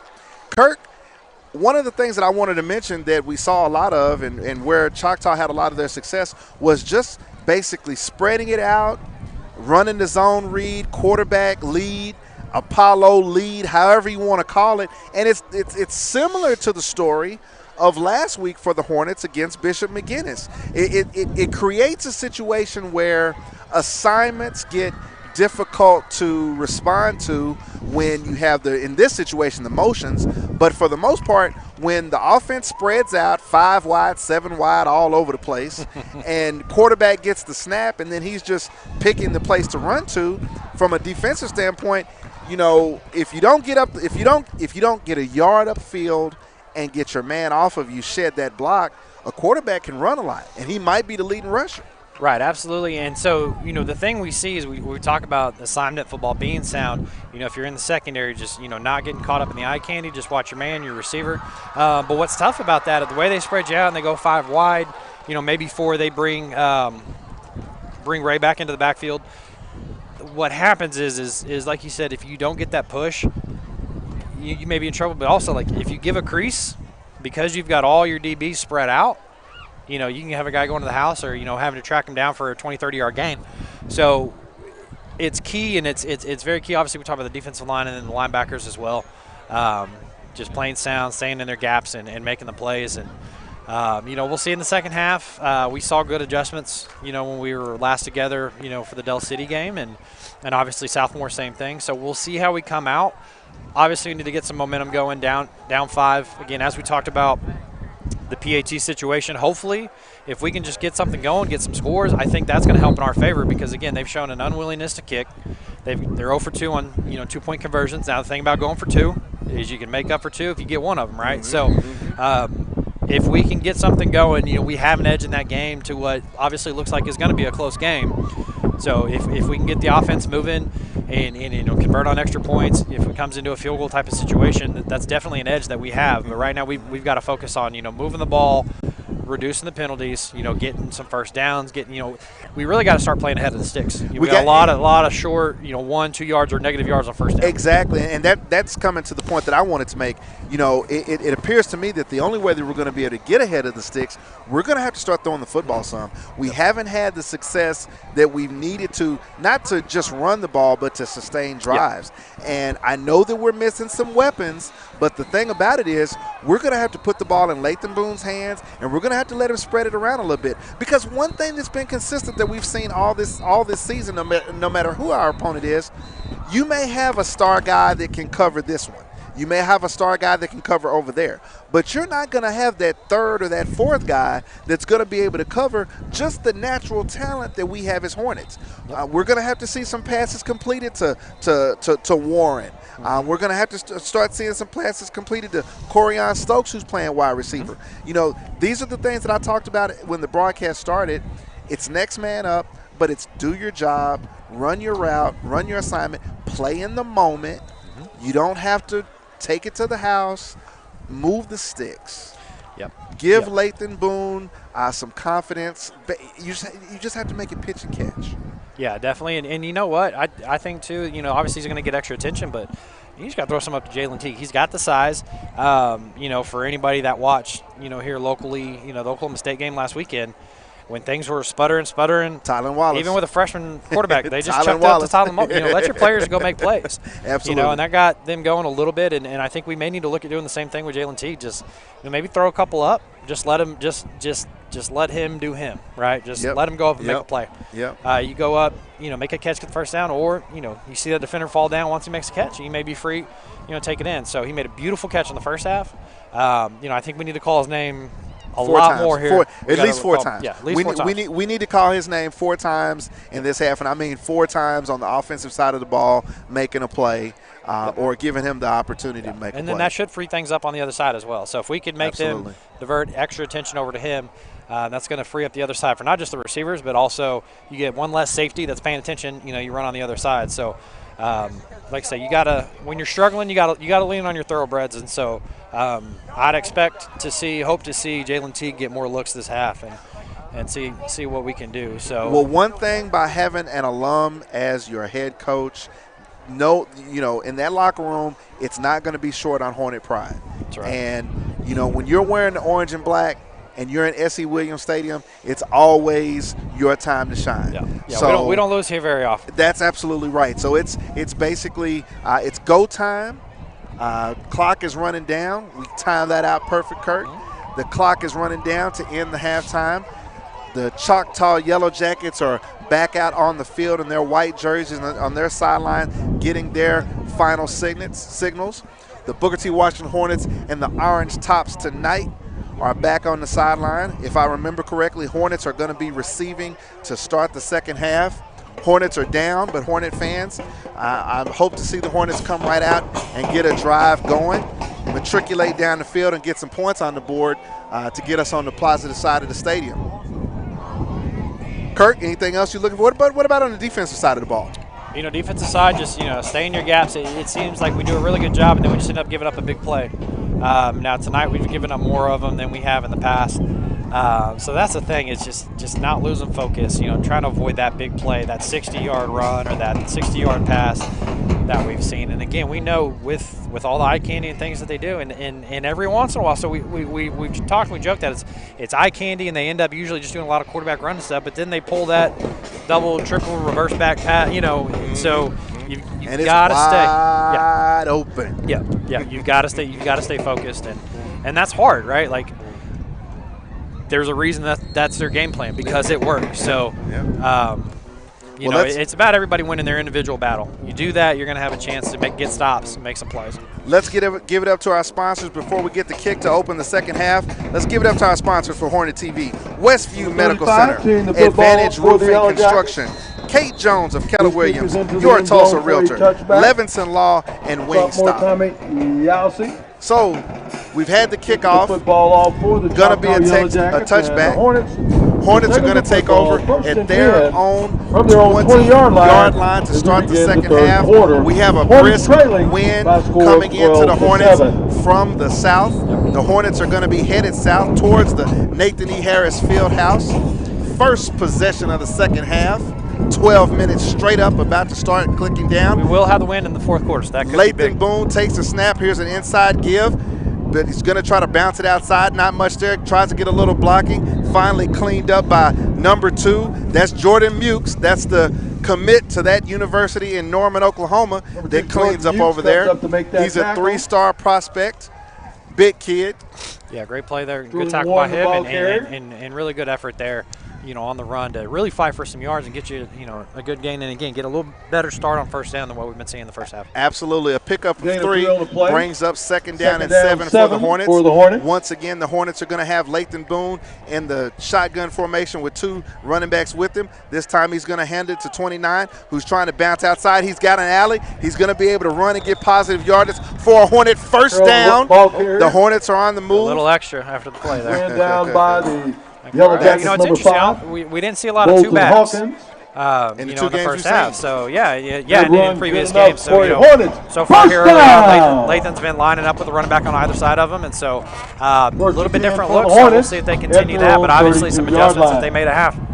Jaden Carroll once again on the carry. That's our workhorse running back that's been basically doing it all season long. He's been dependable. He may not be sensational, but he is dependable. Once again, here's an inside handoff cutback. That's Ethan Washington. Nice little cutback. He's going to get positive yards on it. So here we've got a new little wrinkle. The Hornets have brought 2 running backs into the game in what I would consider to be the old Dallas Cowboys pro set. It gives quarterback Lathan Boone a little bit of eye candy of his own, where the defense has a little bit of confusion to see which running back he's handing it to. Now we're going to have second down and 8 from the Booker T 34-yard line. This time in the pistol. Boone takes a snap. He's going to hand it. We've got Jaden Carroll hitting the hole, and he's going to get forward and have positive yards. Hit the safety too. There's another. Booker T. Washington, first down. Hornets are on the move.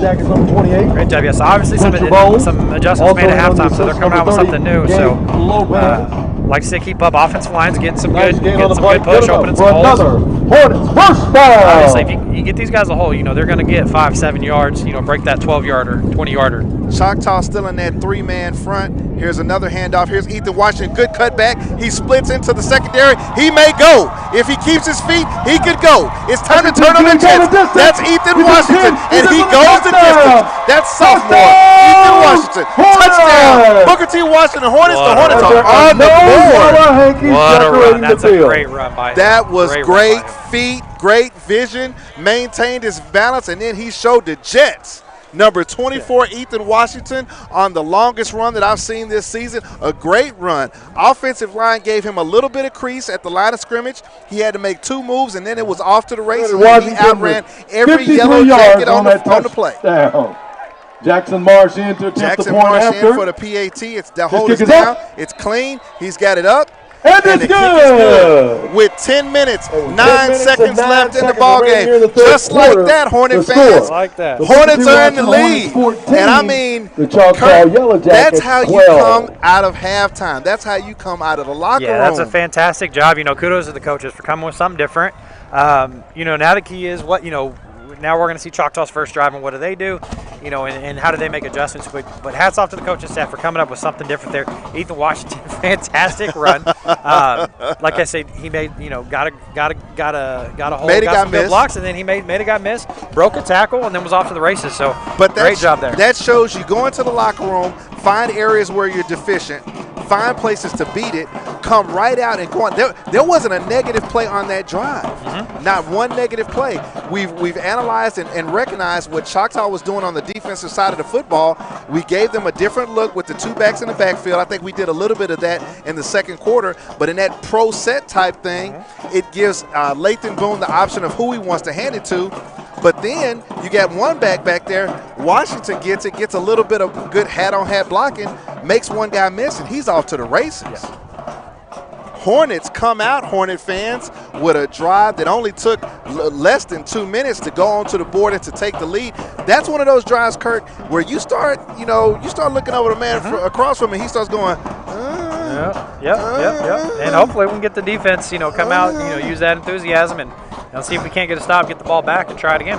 I mean, want to and got to are two Tonight's powerful game being broadcast by Cox Cable Television. Jackson Marsh here to kick off. Here's the kick. He's going to boot it deep, but it's high.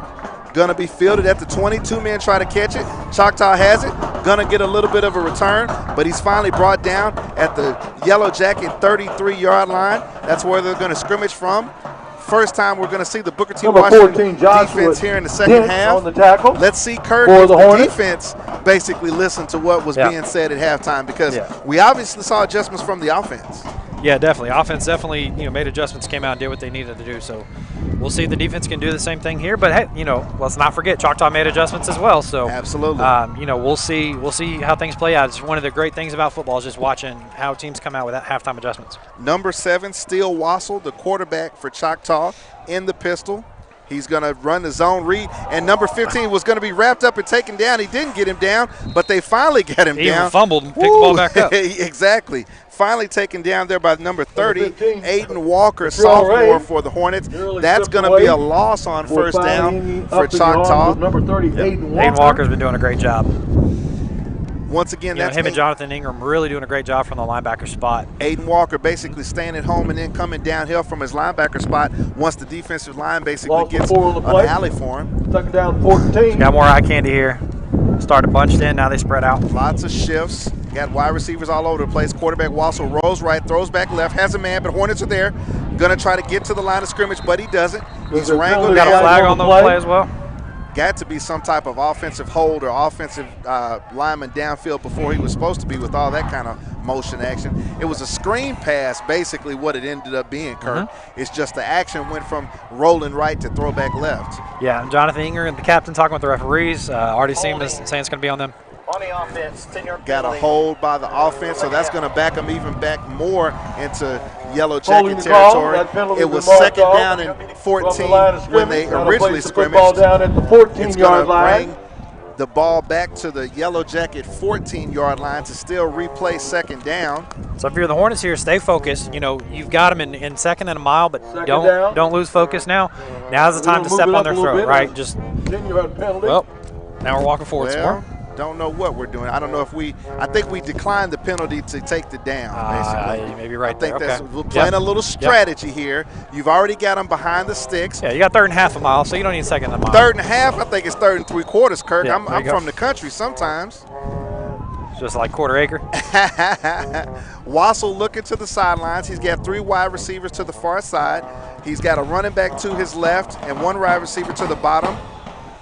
He's going to take the snap. He looks right. He's finally going to loft it to the middle of the field. He's got a man, but he's going to overthrow it just a tad bit. Not going to be able to make the completion there. What was third and long, and I mean long, now goes down to 4th down and hope to. And that's a great coverage by as I almost lose my roster in the wind. Great coverage by Jordan Drew. Like I said, the ball was overthrown there, but had it even been on target, I think Jordan Drew's in great position there. So great job there. Interesting. Third and 20, still no safety help. They're playing very aggressive on defense. Absolutely. Okay, Booker T trying to get people lined up. It looks like Wassel's back in the quarterback position. See a quick kick. Looks like to be a quick kick to me also. He's going to take the snap. Here's a quick kick. Nice kick, though. Ball's going to basically take a bounce Another Yellow Jacket Good bounce. King was a deep man. He Really gets good away kick. from the football. Ball's finally going to be down at the Booker T. Washington 17-yard line. Hey, rolls down Kirk, at I have to give credit where Hornets' credit is due. 18-yard line. Hornets defense comes out in its first time to take a look at Choctaw, and they basically get a 3-and-out. Great job. Great job. Absolutely. Yellow Jackets went backwards. They didn't go forwards. So coming out of the half, Hornet fans, let's give it up. Yeah, you had 2 tackles for losses on first and second down. Third down, overthrows on a deep ball because you're in 3rd and 20. The punt was good for great job by the 48 defense yards. there. Heck of a punt. And Hornets Heck will of a tackle the punt there. football And so first and 10 Hornets back down inside their own 20. And 17-yard we'll see line. what they do. Looks like we've got single running back now, back in the pistol. Lathan Boone back in the pistol. Wide receiver now coming into motion here to the near side. It's going to be a zone read. We had a little bit of Got a flag. a bobble by the running Nice back. play That on the looks play. scary. We have a penalty We flag. got positive yards. However, there's a flag on the play. Let's see what the stripes I have think to Jaden's say. signaling face mask. Could be. That was a different formation look that we gave right there, Kurt, and the motion. 5-yard face mask All right. on the defense. And it's going to be against Choctaw Hornet fans. We've got a Roll up for the 5-yard variety first That down. penalty face That's mask basically penalty going being to assessed give against Choctaw. Booker T That'll give the enough Hornets yardage an for a automatic first down. first We've down. got 8 minutes, 42 seconds in the First and third 10 for quarter. the Hornets at Coming their out of own the half, the 29-yard Hornets line. scored a touchdown with a long 53-yard run by Ethan Washington. Now the Hornets bring 3 men to the near side short. 1 wide receiver top right. Jaden Boone in the pistol, wide receiver with him. He throws it to the backfield to Washington, who's corralled down. We're gonna Tried get to another- make a move, but we've got a That pass flag on the complete to play. number I think we're going to get 24, another face mask. Washington. There. There's a So penalty we've got flag some on the play. We've got some new style going here, Kurt. We're basically bringing a wide receiver out to the flanker spot, throwing back to him, something we saw, Tees and even Williams doing. Now we're just utilizing our personnel a little bit. Interesting to differently. see. We haven't really seen the 2-back set that we saw in the last drive that was so successful. Personal foul. Hopefully, obviously not getting rid of that for the night. Maybe bring it back, but maybe show something different. Mixing it up. Yeah, just mix it up and not let them get too That comfortable and start penalty, a focusing on the major penalty 2-back. face mask. So with being that face assessed mask against the penalty, Yellow Jackets. the Hornets are going to And that'll move give the the ball Hornets forward another even more. automatic Now first the Hornets are going to down. scrimmage from there. First and 10 for the Hornets. 39-yard line. 39-yard line. Now we've got the pro set. Lathan Boone at the quarterback position, 2 running backs to each side. This time he hands it again to Washington. He tries to make a cut, tries to work, but men from the Yellow Jackets are basically Good job getting by into the the Choctaw backfield, defense and there, yeah. they're able to basically wrap him Ethan up behind the Washington, line of ball scrimmage. carrier. That There tackle once made again by on the Yellow tackle, Jackets, number 89, 87. Donnie That's Wingate. Deshaun Brown, number 87, and number 89 for the Choctaw Yellow Jackets. Donnie Wingate, another college prospect they've Loss got. of 2 on the play. Second down, 12. Getting chippy down there, Kurt. Once Little again in the pro set, Lathan Boone, 2 wide receivers to his left. He's going to drop back. He's looking this time. He's rolling. He's rolling. He's going to have a lane. Lathan Boone's going to cut it up. He's basically hit, but he's going to get positive yardage for the Hornets. Lathan Boone on that carry. It Lathan didn't Boone, look carrier. like a quarterback Nice design open field run, but it tackle. felt like it. Yeah, Made by the he Yellow did a great Jackets, job there. number Great 30, tackle. Gabe Lopez. Let Dave the Lopez wide on the receivers tackle. clear it out and just follow behind him. Brings up a 3rd down and about 2, Kurt. Big play there after getting negative yardage on your first down. That brings up a 3rd down and 3 for the Hornets. Boone in the pistol. Jaden Carroll to his left. 2 wide receivers here to the near side. Boone's going to look. Not going to have anything. Now pass he's going to make interference. the throw. There it is. Looks like be a lot of contact. And there comes the yellow hanky. Looking for the PI. Looked like the defender That was pass falls all over incomplete. Ethan However, Washington. there's a penalty flag Yeah, on the Wingate was play. there a little bit early. I got to give props to that ref. He threw that flag from like 25 yards away. On the defense, 15-yard penalty. Landed it. Results in first down. So with that pass interference penalty, another 15 That yards penalty of once again positive gives the momentum Hornets for the another Hornets. Automatic. Hornets First are now going down. to be able to scrimmage from inside Yellow Jacket territory. 7 minutes, 1 second left in the 3rd quarter. Hornets break the huddle. First and 10 Big for the Hornets. number 1 Teague Yeah. to the top Yellow side. Jackets territory 2 wide at the receivers here to the 38-yard near line. side. About the spot they went deep in the first quarter. Absolutely, Kirk. You saw it. But you can see the safety over the top. They're basically double covering. And that's Jordan Mooks is who the safety Yeah. is over the top. He's a commit to that school down in Norman, Oklahoma. He's spying. Dude on dude right there. Just 2 dudes. Boone looks left, but now he's going to keep it. Going to run to his left. Didn't have much over that way, but he is going to get positive yardage. Going to break second down for the Hornets. Yeah, it'll be interesting. You could really see the frustration with the Choctaw defense after that pass interference penalty. So it'll be kind of interesting to see how they react, facing some adversity, just like we did in the first half. So for them, they've got to stay focused and just play. Second down 9. So it's going to bring up with the clock running 6 minutes, 27 seconds in the third quarter. Booker T. Washington Hornets on their second drive of the second half. Now quarterback Lathan Boone is in the pistol. Jaden Carroll to his left, 2 wide receivers to the near side. Got a lot of motion, and there's the flag. Looked like it was going to be an inside give to Jaden Carroll, but we had several guys moving on that play. This one here may go against the Hornets. Look like that forward lean is going to get us. It looks like Jaden Carroll just came back in. I think we had a different ball carrier there. So we've got a false start on the offense. It's going to move them back 5 yards. Hornets are going to scrimmage from the Yellow Jacket 42-yard line. Going to be That'll move the second football down. 5 yards further back. Once again, Lathan Boone is going to be in the pistol. Looks like Jaden Carroll to his right. 1 wide receiver in the flex, 2 wide receivers out split wide. He's looking right, rolling right. Got a man, makes a completion to number 9, who tries to slip a tackle. He's going to be taken down. Looks like he's going to get to a little bit in front of the original line of scrimmage. The pass was good complete. Job, Demetrius Prudhomme with a good play there. Break the tackle, gets positive yardage. He was one we called out. Really made some big plays against Del City after Gentry Williams went out. Absolutely. Good call, Kurt. So it's going to bring up third down for the Hornets. Now resting at the 37-yard line. This drive is still line. alive, heading south toward the Nathan E. Harris Fieldhouse. Hornets are breaking the huddle with sophomore quarterback Lathan Boone. He's going to have Jaden Carroll to his right in the pistol, 3 wide receivers to the far side. See what we're going to have here on third down. Obvious passing down. Boone drops back. He steps up. He's got a lot of room. If he can run to the pylon, he'll get a first down. He's angling for it. He's going to get it and be able to run out of bounds for a Hornet first down. That's Lathan Boone using his feet to get another first down for the Hornets. Kurt, that's what I've been talking about all season with this sophomore. He's played within himself. Sure, he loves to step back there, set his feet, and gun it. But in that situation, we need a first down. Yeah, absolutely. That was a great job by him, making sure he got the first down. And again, after, like we talked about, several turnovers last week, comeback, he's been much more, within himself and, good point. And taking care of the ball this First game. down 10 for the Hornets. First and 10, Hornets getting deeper into Yellow Jacket territory. I'm going to Teague right now. Lathan Boone in the pistol. Now in the check with me, checking to the Hornets sideline. I'm loving Teague on the near side. You're calling it? I'm calling it. Got to help over the top. Here's an inside give to Carroll, who tries to dip and duck, but doesn't get much to it. We've got a flag coming in. Jaden Carroll, the ball carrier. Gonna have to see what's going here. Making that initial contact, number 51. I like the one-on-one matchup with Jaden Teague. Jordan Mukes is spying him over the top, but mano a mano, I'd like to see those two go at it. I mean, you're talking about two guys. Chances. Being assessed against the Hornets. I don't know how much you call it chances. I call it odds. I'll take the odds with Jalen Teague on that one. 40-yard line, rather. 10-yard penalty. Big penalty, though. So the 10-yard penalty is going to put the Hornets behind the sticks. Clock is stopped with 5 minutes and 12 seconds left in the third quarter. Going to replay first down, but it's going to be first down and 20 for the Hornets. Lathan Boone in the pro set with 2 running backs to each side of him. He's going to fake the give. Here's the option pitch to the left. Lots of Yellow Jackets there. Good read. Yeah, they did a good job. They were sniffing that one out. They saw that one coming.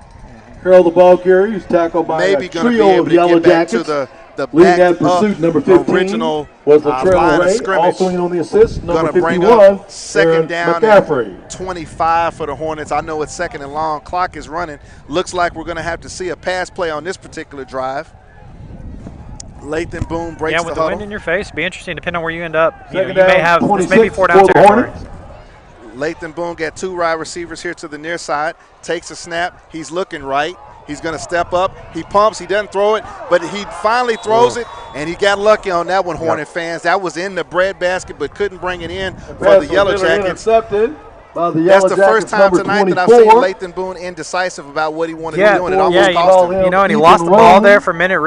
Number 24 got tonight it back, and then still made a throw. So I don't know if had trouble controlling that because that one looked like it was going, just right at the Yellow Jackets. So Get a little lucky there. That's probably why the guy plays defense, but we'll take it. Come on over here, son. You can't catch a bag of balls.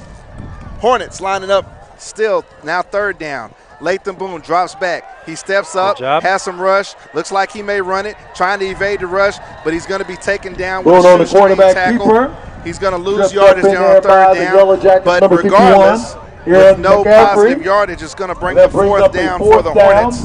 And a punting situation bringing for the out Hornets. Jackson Marsh is going to have to punt into the wind, headed to the south. Yeah, into the wind. Luckily, based on the yardage, you're not looking for a long punt. Obviously, you're in a bit of a pooch situation, so the wind in this case could work in your favor. But at the same time, if you don't put enough into it, the wind can really backfire on you. Well, we don't want any backspin. I know that much. Looks like Choctaw may come after this one. Marsh has the snap. He gets it off. Decent looking punt, turning over and over Good and bounce. over. Oh, yep. Gets a Hornet bounce. So the Choctaw Yellow Jackets are going to take possession with 3 minutes and 39 seconds in the third quarter. Hornets scored on the possession prior after a 53-yard touchdown scamper by Junior Ethan Washington. After that particular score that allowed the Hornets to take a 14-12 lead, the Yellow Jackets were stopped by the Hornet defense. Hornets get it back and had a drive going but stalled. So the Yellow Jackets are going to have their second possession of the second half. For more than 50 years, Central State's Orthopedics and Eastern Oklahoma Orthopedic Center. Looks like this is going to be another good game. Yeah, I think so. Obviously, as we near the end of the third quarter, we got a 2-point game. Of Oklahoma. One name, one focus. This is going to be one of those who stays disciplined. It is getting chippy out there. You see a lot of penalties. Choctaw got frustrated on that drive with some of the penalty calls. You're seeing a little bit after, at the end of the play, towards the end of the play. So both teams got to stay focused, stay disciplined. And obviously, if you're Booker T, you want to get a stop here. You do have a win in the fourth quarter, which could end up being big. Together. Choctaw comes in with a 1-1 record, Kirk. They've been the high school to play the state of Arkansas. 2 games against Arkansas. They had a victory over Van Buren, Arkansas, and then they lost to Springdale, Arkansas. So this is their actual first time playing a team here in the state of Oklahoma, and it starts district play. Okay. Yeah, and you started to see that really kind of came to be when I was in school. You started to see it kind of started with Jinx, playing Springdale. Union would go over there and play, Bentonville or somebody. We played Van Buren, I think, my junior, maybe senior year, maybe both. Yellow Jackets take over the football, 1st and 10. It's become more of a thing, obviously, and then you see them playing Texas teams as well. Absolutely. Decorating the field. So there's a bunch of pre-snap flags coming down. Going to see what the men in stripes are going to call. Looks like it's going to be a false start by the Yellow Jackets. That's going to back them up deeper into their territory, make it a 1st and 15. Quarterback number 7. Ball now down at the 12-yard line. Steele Wassel is the quarterback for Choctaw. He lines up in the shotgun formation. Nobody back there with him. One guy on the flex to his left. Now brings him up to 15 in motion. Fakes the handoff, but he's going to keep it himself. There's that inside give. Basically spread them out and run it inside by Choctaw that they did a lot of in the first half. Looks like Choctaw now trying to settle back in as they're down by 2, 14-12 to the number 3 ranked 6A2 Booker T. Washington Hornets. Saw a lot of quarterback run in the first half, Kirk, and they kind of got away from it that first drive in the second half. You're right, they did. You got behind the sticks and really had trouble. So we'll see. Like you said, if they settle back in, it's a 2-point game. There's no reason to stray from what you've been doing. Absolutely. Wassel gets the snap. He's looking to his right. He's thinking about throwing. He finally completes the slant pass in the middle. That pass to number 25. On the play by the Hornets. Number 6. Corbin Green, Jr. for the Hornets, number 6. Makes the play. That was good coverage by Corbin, too. Just a heck of a catch. Good coverage, good catch. But the thing about a good slant pass is putting your body in between the ball and the defender, and that's what the wide receiver for the Choctaw Yellow Jackets did. Yeah, he did a great job there. Wassel back in the shotgun formation. Nobody with him. He's looking. He's rolling a little bit. He's going to throw it short. There's to number 8. We got a hold coming back. Very short gain on the play. Hornets right there immediately to take him down. Field But tackle. once again, a Once flag on the again play. made by the Hornets, number Yeah, I 30, think Walker. I'm confused. I could be wrong because Penalty 58 flag on the 56 play. look close together, but I do believe 58. Amadre Tiger got through there, Were they dancing? forced the hold. Were they caused the dancing? hold. On the offense. Yeah, what made them decide to wear those jerseys and play right next to each other? It didn't make it easy on us Holding broadcasters, the I can tell you call, that. being assessed against So the Yellow this one's Jackets. going to be walked back That's 10 the yards 10-yard for the variety. Yellow Jackets. That'll move the football Still going to back be to first the down, but it's going to be 15, first make it down to and the 20. 16-yard line. They're going to scrimmage from their own 16-yard line, headed north. We're 2 minutes, 30 seconds exactly left in the third quarter. Booker T. Washington Hornets up 14. Choctaw Yellow Jackets 12. It's a great job by Amadre Tiger, too, basically creating the hold. You know, he got leverage and basically gave the offensive lineman no choice but to hold him there. You talk about some penalties and being undisciplined. You know, sometimes it's created by the opponent. Wassel in the shotgun, brings a man in motion. He's going to fake the handoff once again, calling his own number. He's going to dip and dodge. He gets a few yards, a little bit of positive yards. Another but flag. Guess what? There's another flag on the play. Once again, Hornets had penetration into the backfield. Going to see if the offensive lineman got a little bit with a little extracurricular. The helmet to helmet, maybe? Going to wait to see. We're waiting. We're waiting. There is a flag on the play. We just don't know what it is. Seems like the Yellow Jackets are walking Holding back. on the offense. Once again, it's going to be a hold on Choctaw.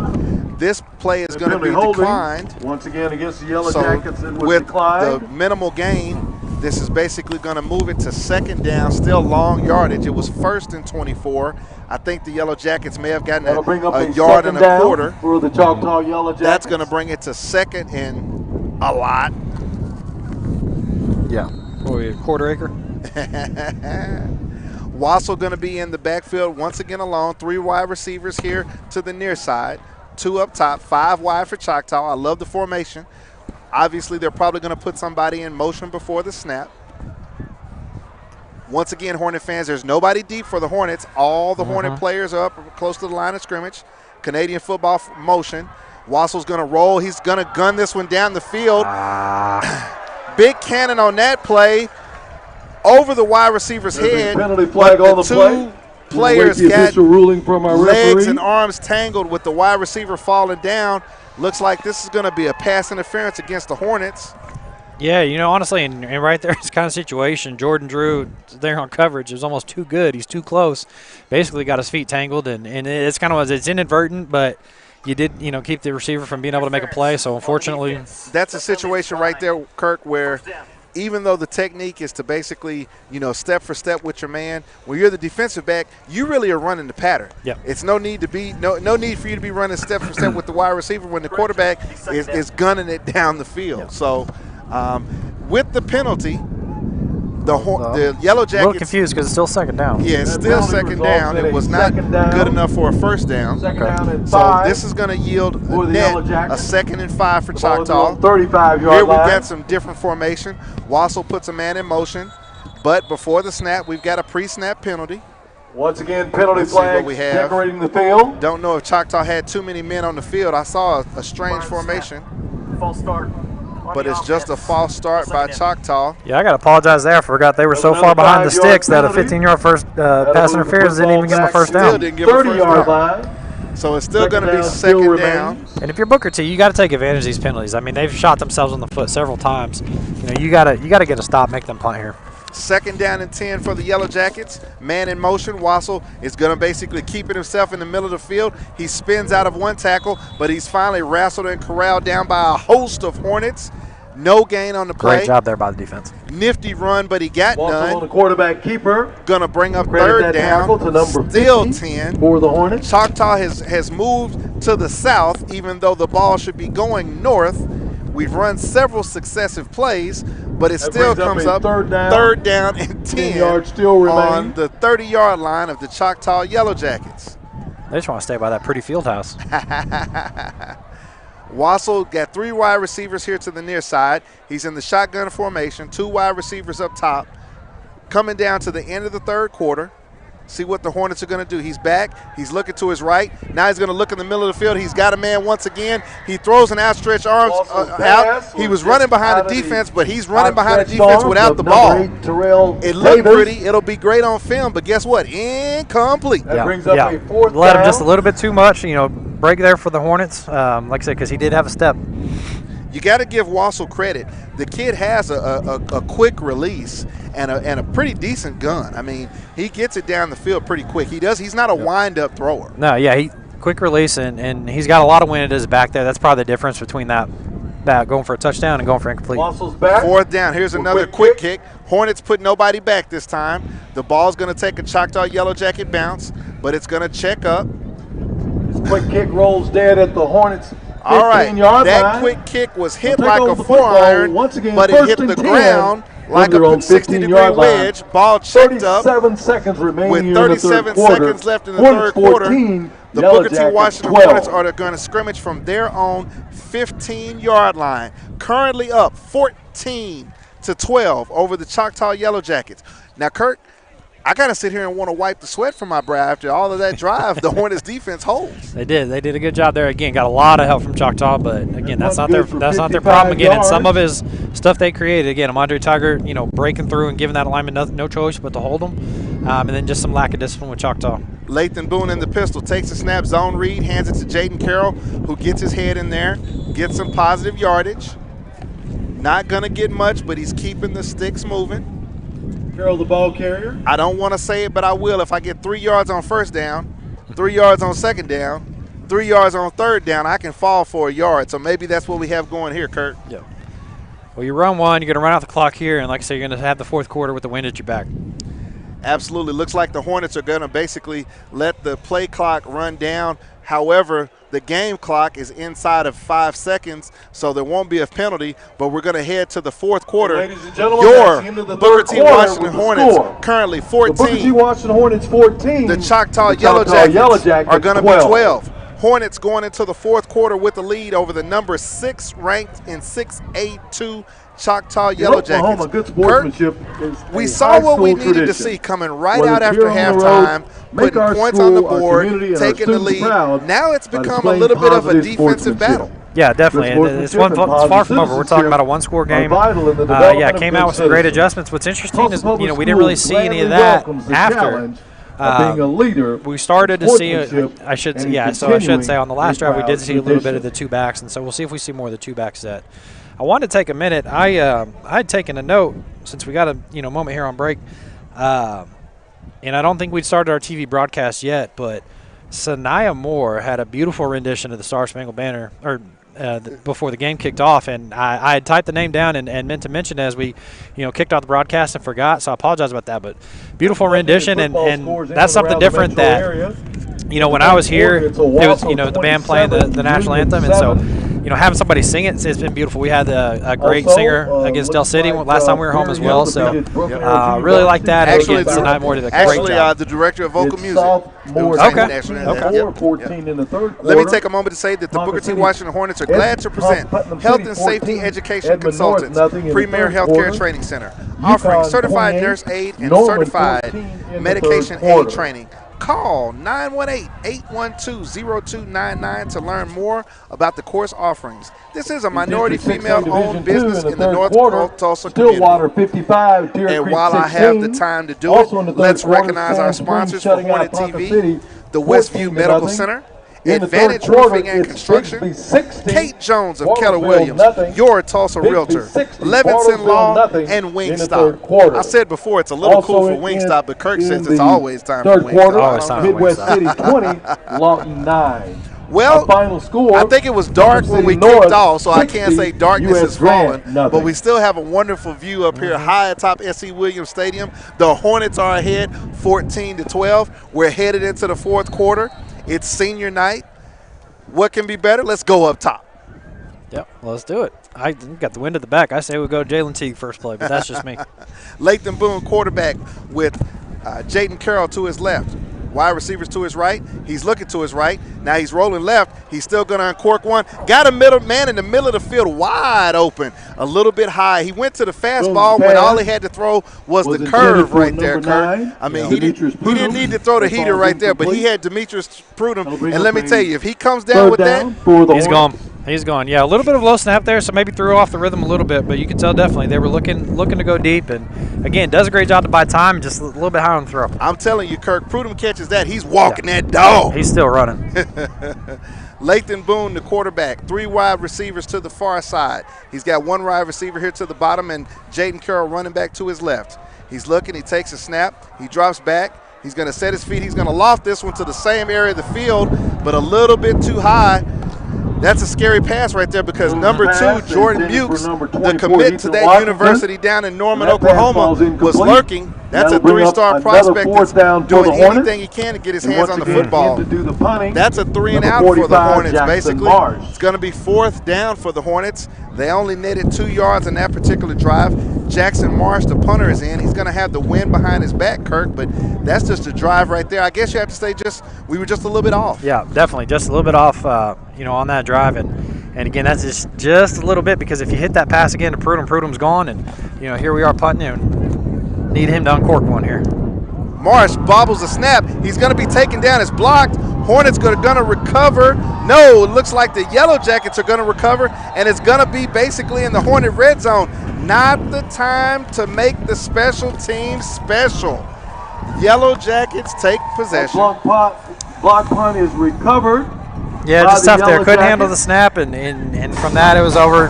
Try to get a kickoff and just gave him a chance to get a hand on it. So we got to see what the defense can do. Coming on a quick change. Starting looks like about the 10-yard line. I think we're going 1st and goal. Doesn't look like they can get first down without scoring. Yes, sir. The chain gang have dropped the sticks. It's going to be 1st and goal for the Choctaw Yellow Jackets. Probably 4-down territory again. We haven't seen them kick an extra point. So if you're Booker T, you got to realize that it's going to be a 4-down. It's going to be 4 downs. But like I say, if you can get those 4 stops. Wassel, the quarterback, is going to looks like in the empty backfield. He brings in, here's the swing pass, trying to get to the wide side. Ran down out of bounds at approximately the Booker T 6-yard line. Drew, it was a heck of a play. He came way across the field because out of a cannon. Our guys on that side of the field didn't take good leverage. Let that guy get outside. Jordan Drew does a fantastic job getting over to make a play. Got over there to stop the Yellow Jackets from scoring the touchdown. It's going to be 2nd down and goal for the Yellow Jackets. They're deep in Hornet territory. 11 minutes and 38 seconds in the 4th quarter. The Yellow Jackets down 14-12. You got the band kicking in, trying to help the defense get a stop here. From the 7. Here's an inside give. Quarterback keeper for Weissel. He's basically following his blocks. He's inside the 5-yard line. Here's a time where that Hornet defense has to basically bow up and basically push them back a little bit. Stay disciplined here because, this is where you can see Choctaw try to get cute. Absolutely. If they wanted to give us one of those false start penalties they've been having, I'd take it. They have had quite a few of these tonight. From the Hornets' 4-yard line. It's now 3rd down and 4.5 from the Booker T. Washington 4.5-yard line. Looks like it's going to be Wildcat formation for the Yellow Jackets. 15 takes it. He's going to try to run. He's taking all the way. Does he have anybody over there? He's going to be hit. He's going to be stopped. Looks like he's going to be able to push himself over the goal. No, the referee has spotted the ball. The ball is going to be at the 1-foot line. It's going to be 4th down. 4th down on the right hash. Yellow Jackets did not get in. Number 15, Latrell Ray. He was going all the way. There was no throw. He wasn't looking to throw that at all. So we'll see what happens here again. 4th and inches, and they're going for it. 4th and a foot, and I mean a foot, Hornet fans. We're in the 4th quarter. Clock counting down. 10 minutes, 40 seconds. Choctaw taking the instructions from the sideline. They're going to line up. We talked about it against Del City. This is where all that summer pride, those workouts come in. This is what it's for, right here. Choctaw lining up in the Wildcat formation. Quarterback number 24 takes the snap. He's going to try to go, but there's a momentum, he's taken down. He's taken down for a loss. He was looking for fun, and he got none. The Hornets have held. Somebody, number 56 somebody, and number 58 for the somebody Hornets. ring a rally bell because the Booker T. Washington Hornets have just held on 4th down and a foot. The Hornets turn away the Choctaw Yellow Jackets. They line up in the Wildcat formation, and they end up getting all of none for a loss of 3 yards. And that's a great job, and I apologize. I know we had both D tackles in on that play. We got the guy off the edge as well, and I couldn't catch a number once it was a host of Hornets there on the tackle. But so to there, Mama, I apologize for not calling out your boy. Sorry, Mama. Hornets I'm doing my best here. Hornets are going to scrimmage from their own 3-yard line. 7 yards from pay dirt. Boone, Lathan Boone in the end zone, takes a snap, hands off to Carroll. There's a man pinching down from the outside for Choctaw, but he's not there in time. Looks like Carroll is going to get a couple of yards. At this point, the Hornets just need to get the football out of the shadow of their end zone. 10 minutes coming up on in the fourth quarter.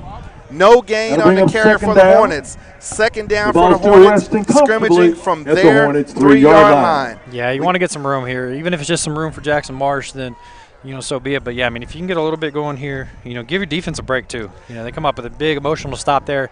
You need to get a first down here. Just extend this drive a little bit, even if it's just, 6 plays. But got some subs coming in. Boone takes a snap. He's going to run his own number. He cuts to the left. He's going to be able to get out to about the 14-yard line. But that's going to be good enough for a Hornet first down. Big play, Kirk. Big play by Lathan Boone there. Great job by the sophomore quarterback. Great decision to run the zone read and keep it, get to the edge, get inside of number 2, the University of Norman commit, Jordan Mukes, who came up to make the tackle. He split that tackle and got an upfield for positive yardage. 9 minutes, 32 seconds left. The Hornets are on the move. Boone takes a snap. Zone read this time. He gives it. Jaden Carroll is going to be taken down by a host of Yellow Jackets that time. Number 87, Deshaun Brown on the tackle. Deshaun Brown is a class of 2022. He's a junior for the Yellow Jackets. Great play. Number 10, Ethan Wilder. He gets in there. Also number 72, Brody Hoppin. Here coming up to second down and going to be a loss of about 4 yards. So the Hornets are going to have second and 14 for the Hornets. Deep in their territory. At their own 10-yard line. Boone's going to have it with the pro set. Backs to his left and right. He takes the snap. Inside fake. He's going to keep it. Looked like he was going to cut up field, but he's taken down once again by number 87, Deshaun Brown. We've got a flag on the play. Almost right where the tackle was. I don't know if we're getting a face mask. Tackle's made by number 72, Brody Hoppin. Certainly number 87, Deshaun Brown. Let's see what the flag. We're waiting. We're waiting. We're waiting. This is a critical flag right here. Holding on the offense. We've got holding by the Hornets, which is going to be declined. Being assessed against the offense. Still have the Hornets behind the sticks. Bring up a third down. It's going to be third down. 14 yards still 14 yards to go for the Hornets. Resting in Hornets Ball territory at the Hornet 10-yard line comfortably. This time, Lathan Boone, quarterback, is going to have 4 wide receivers, 1 running back. Now we've got a flag. I think we're getting about 5. I think we get 5 of those back. We're going to get 5 back, Kurt? I think we're getting 5 back. They're going to give us 5? Encroachment. They're going to give us 5. They're going to give us 5? We'll take it. Well, we'll take it when they're going to give us 5. Nothing wrong with that. That's Lathan Boone giving us 5 yards. Great job. He's really good with his cadence. We've seen that all season long. Nothing wrong with letting them give us 5. I'll take it. I want to go deep, but if you give me 5, I'll take it. Lathan Boone with 4 wide, running back to his left. He's going to take the snap. He's going to throw. He's looking left. Now he's got the happy feet. He's going to get outside, but he makes a pass. Ball's going to be incomplete. Ball was intended that time for number 12 over the middle. That's Corian Stokes. And that's what we were talking about, Kirk. That's just one of those situations where I know the pass was low, but you had Boone moving around. You gotta help him out there. Tough catch to make, and unfortunately couldn't make it there. Not sure if he'd have had the first or not. He was right there along the. It was close. It was close. Let's see if we can get Jackson to uncork one here. So Jackson Marsh is back for the Hornets. Last time he was in there, let's not even talk about it. It didn't go very well. Looks like Choctaw may be coming for this one too.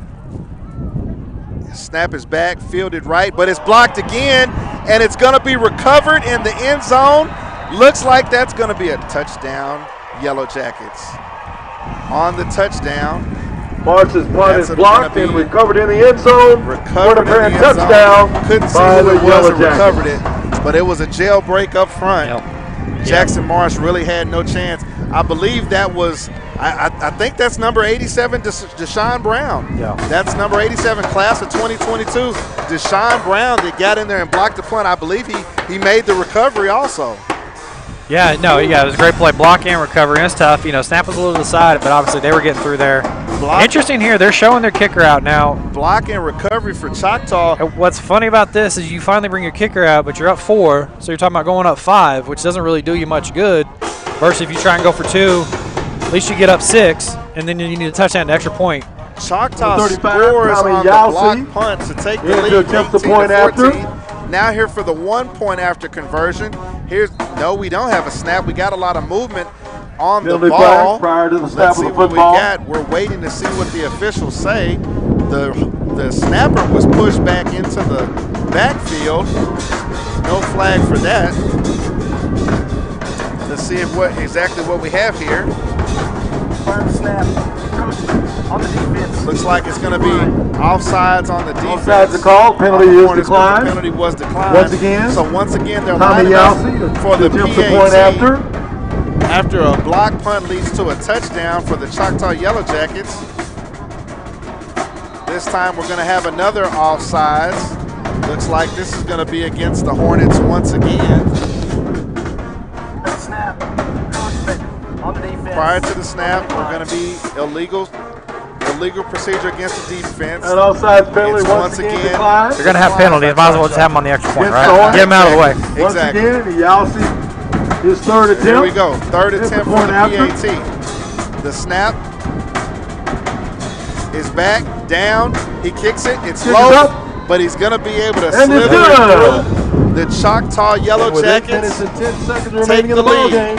19 Scores the Booker T. to Washington your Hornets Booker T. 14. Washington Hornets 14. The Choctaw We've Yellow got Jackets 8 minutes and 10 19. seconds left in the ball game. Kirk, I didn't see that coming. Now, you had to drop, back-to-back punts basically that put you against, behind the 8 ball, and defense came up big on one, but obviously didn't even get the defense a chance to stop on the next ones. They just went ahead and fell on in the end zone. Well, that's one that Coach Jonathan Brown won't be happy about. We talked about that, and he even talked about it. They call it special teams for a reason. It's special. It's the special part of the game, and you can't let special teams get you beat. It's tough when you're an offensive or defensive player when you've either done your job or been unsuccessful doing your job when you're on offense. You come off the field and, what should be a routine, snap and boot becomes points for the opposing team. Well, it just shows in a close game like this, special teams is always key to any game, but when you get in a close game like this, there's hidden yards, there's hidden points, and really there they had a chance, basically we gave them a chance, they couldn't convert. Unfortunately, we gave them another chance, or they took another one and got points off at that time. So you'd like to see, with the wind in the kicker's face here, you'd like to see us be able to get some kind of return, maybe, get some positive, field position here, and if not, just, break one. Obviously, we've got returners back there that are capable of doing it. So, let's see if we can get them a chance here. Well, I'm making the call right now. Hornet fans, strap up. It's 8 minutes and 10 seconds left in the ball game. We need a drive and we need a score. Here's the kick. It's a wobbler. It's going to bounce. Not get into the end zone just yet. It finally does get to the end zone. Boy, Kirk, let me tell you something. Kickoff is touchback. Let's be honest here. Again, first if you happen to watch that professional team from North Texas last week on that onside kick, it makes you wonder when anybody is standing around the ball after a kickoff play. I'll be honest, it seems, I don't know why the returners aren't more eager to take one back. We've kind of just watched them go over our heads, and I think we should have learned on the last one that went over our heads. We can back up a little bit. Our returners are standing at the 10. Got to get it and go. There's a lot of momentum, touchdown. Good field position touchdowns. Lathan Boone pitches really it to Ethan Washington, who's got a cutback. He's got an angle. He's with the shoestring tackle, and let me tell you, son. If you don't wrap up an ankle, he's still running. Ethan Washington Number 24, Ethan Washington, on the flanker reverse. Tackle made by the Yellow Jackets, Basically, number 10, Lathan Elijah Boone Wilder, took the snap but and not before just picking up chucked it to Ethan another Washington, Hornets who was first down. in motion. He'd been eating chopped beef at Wilson's if he had made that shoestring tackle. Yes, sir, you're right about that. It's good enough for a Hornet first down. Lathan Boone in the pro set, 2 wide receivers to the far top side. Boone takes a snap. Here's an inside give, probing, looking, getting into the secondary, running over a man. Coming up to make the final tackle is number 2, Jordan Mukes. That's the stellar standout for the Choctaw Yellow Jacket defense. He's a commit to the university down in Norman, Oklahoma. Tackle made by the He's the number 9 player by the Daily Oklahoman in the state of Oklahoma. Number 8 player actually plays for Booker T. Washington. Positive yards on that play. Hornets get 9. Brings up second and 1. The ball 7 in Hornets minutes, territory 19 at the seconds. 49-yard Hornets line. are Back to our 2-back set now. Hornets are matriculating to get into Yellow Jacket territory. Here's another inside give, no a fake. Lathan Boone was running the option on that play. Kind of faked himself out, got himself a little bit wide on that. Yeah, I think he made a good read, and he slipped on the logo a little bit. Got to make the pitch on that one. Got to make the pitch on that one. You got the wide side of the field. Let the running back get on his horse on that one, Kurt. 1 yard still remains. Still 1 yard to go for a first down. 6 minutes, 45 seconds left in the third quarter. In the fourth quarter, Booker T. Washington Hornets are now down 14-19 to the 6th-ranked Choctaw Yellow Jackets. Lathan Boone takes the snap, inside give. Here's Jaden Carroll once again running, spinning, moving his feet. He's going to get into Yellow Jacket territory. Finally corralled down at the Yellow Jacket 39, or they're going to spot it at the 40. 6 of them. Let's say all of them except for 2. That's good enough for a Hornet first down. Hornets are on the move, fans. DJ McKinney, the they ball need carrier. it now. Ball going to be down to the first down line from the Yellow Jacket 40. Clock is stopped with 6 minutes and 27 seconds. Now clock is now running. So it'll be interesting here. You're running it, you're gaining, you're getting big chunks every time. And so the question is, do you just keep doing that, or do you go ahead and try to pop one over the top? Well, you got double coverage down here to the bottom.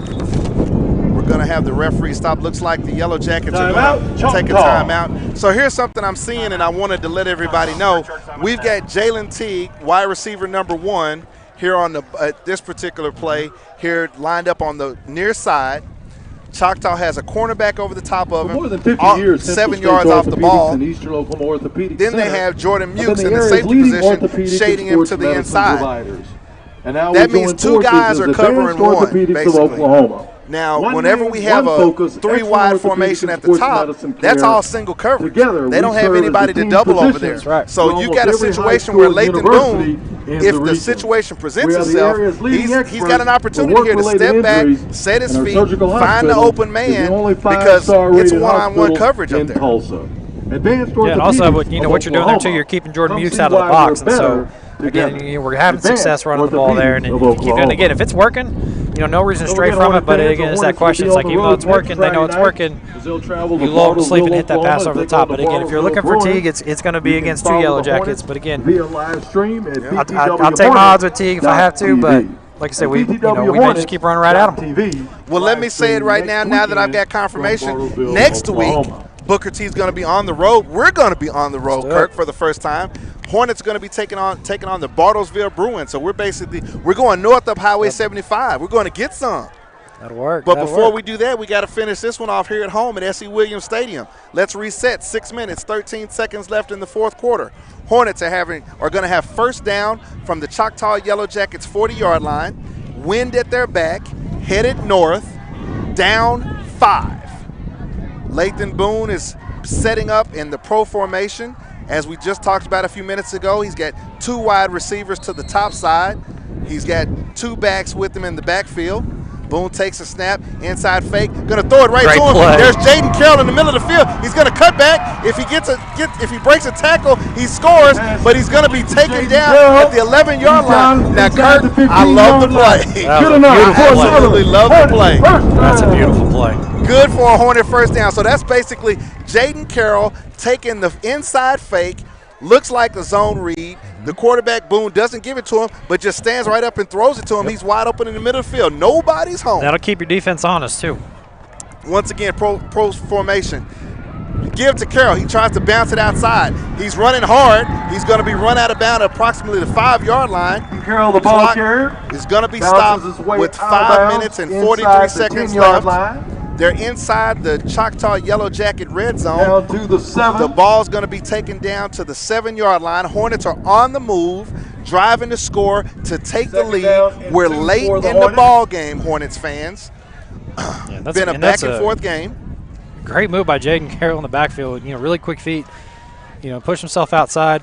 Back with 2 backs again here. Boone gets the snap once again. Jaden Carroll pushing the pile, gets behind his lineman and puts his head down, trying to get positive yardage. I tell you right now, Kirk, they're setting it up. As much as Choctaw is looking for that inside give, either the pitch or the sweep is going to be there. There's some there. So we got 3rd and short. We can't get a first down, obviously, as we're first down will be the 4-yard line. So got a chance here on 3rd and short to get a first down, get yourself a fresh set of downs. 5-yard line of the Yellow Jackets. Ball at the 5-yard line. 3rd down and run. 3rd down and 1. Clock running to the 5-minute mark of the ball game. Jaden Carroll and Jaden. You got Jalen Teague up one-on-one up top. Boone takes a snap. Inside give. Carroll was almost going to walk into the end zone, but he's finally submarined and taken down. But first down, Hornets inside the 5-yard line of the Choctaw Yellow Jackets. Hornets are on the move. This has been a power. They're looking to go quick. Hornets going fast. Boone once again inside give. He cuts back, gets to the goal line. His head is over the goal line. Touchdown, Hornets! Hornets take the lead. Hornets! With 4 minutes and 48 seconds left in the ball game, your Booker T. Washington Hornets have now taken a 1-point lead, 20 over the Choctaw Yellow Jackets.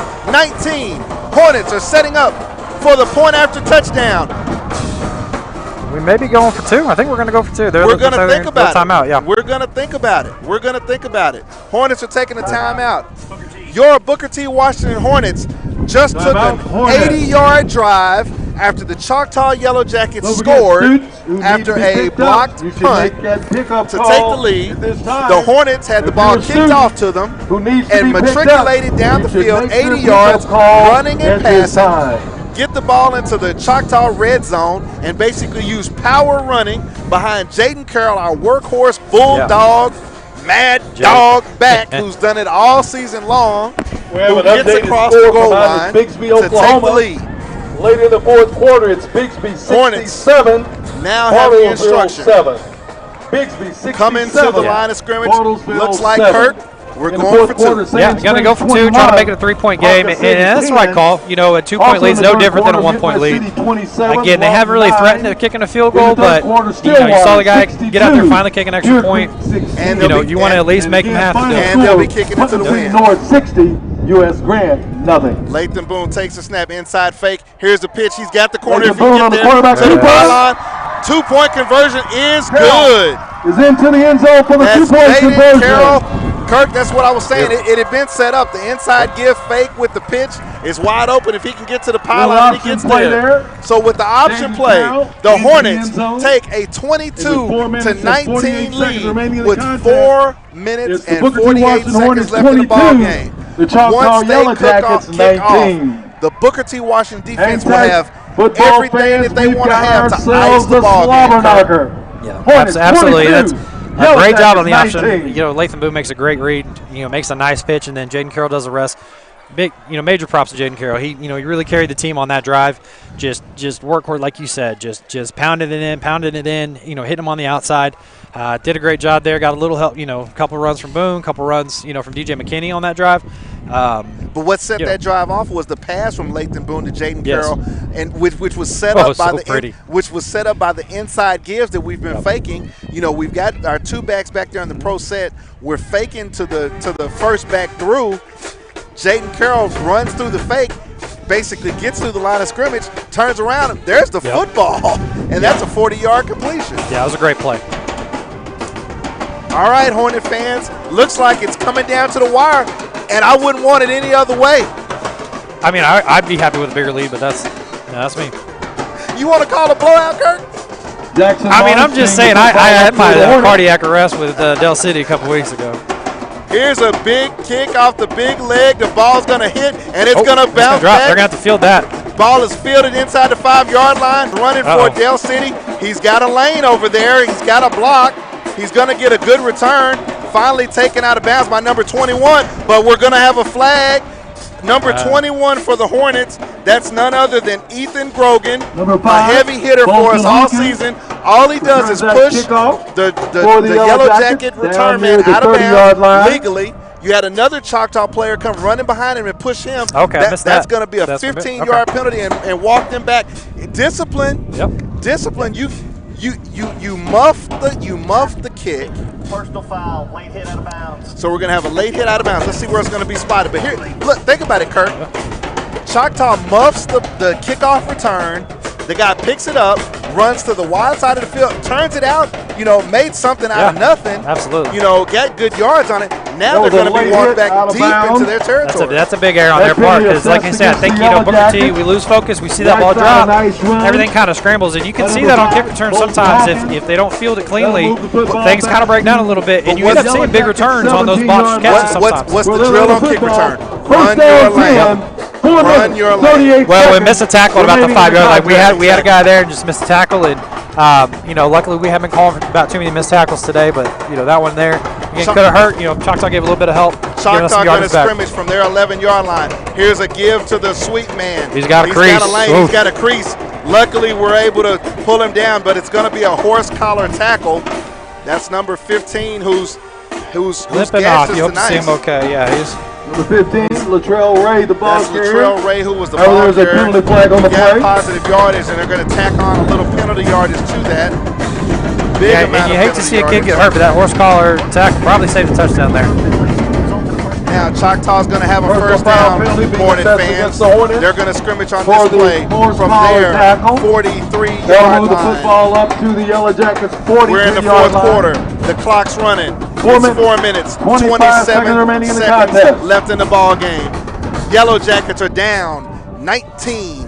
Hornets are up 22. Again, if you're Booker T, stay disciplined.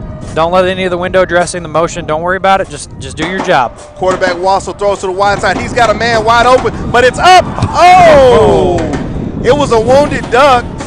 It was a beautiful wounded duck. If I had my over-under, I would have been able to hit it at about the 40. The ball was nearly intercepted by number 25, Jaden King. The ball falls. Just missed time to jump. For the Yellow Jackets. Had a big interception against Del City a couple weeks ago. Just missed time to his jump there. And, you like to have that one. Now you got to just buckle down. Don't let that hurt you. Choctaw, 3 wide receivers to the far side.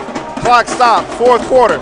Here's a zone read. Quarterback has it. He's going to try to get a lane, but he's taken down once again. Number 21, Ethan Grogan. Nice open field tackle just made by a the Hornets. solid man-on-man tackle. It's bringing up third down. Again, you look at Ingram and Grogan and Walker at the linebacker spots. They've done a great job. Done a really good job, and that's a big play by Ethan. If he doesn't make the tackle there, again, quarterback's probably gone. Quarterback, still Wassel, third down. He's got 3 wide receivers to the far side, brings a man in motion. Zone read, he keeps it, and he's going to be wrapped up and taken down right there. Number 56 on the play, none other than Jaden Brown.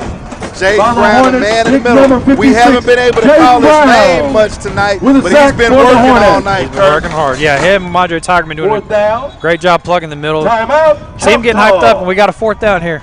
We got fourth down. It's going to be all of 9.5 yards for Choctaw. Choctaw has taken their time out. It gives us a chance to reset.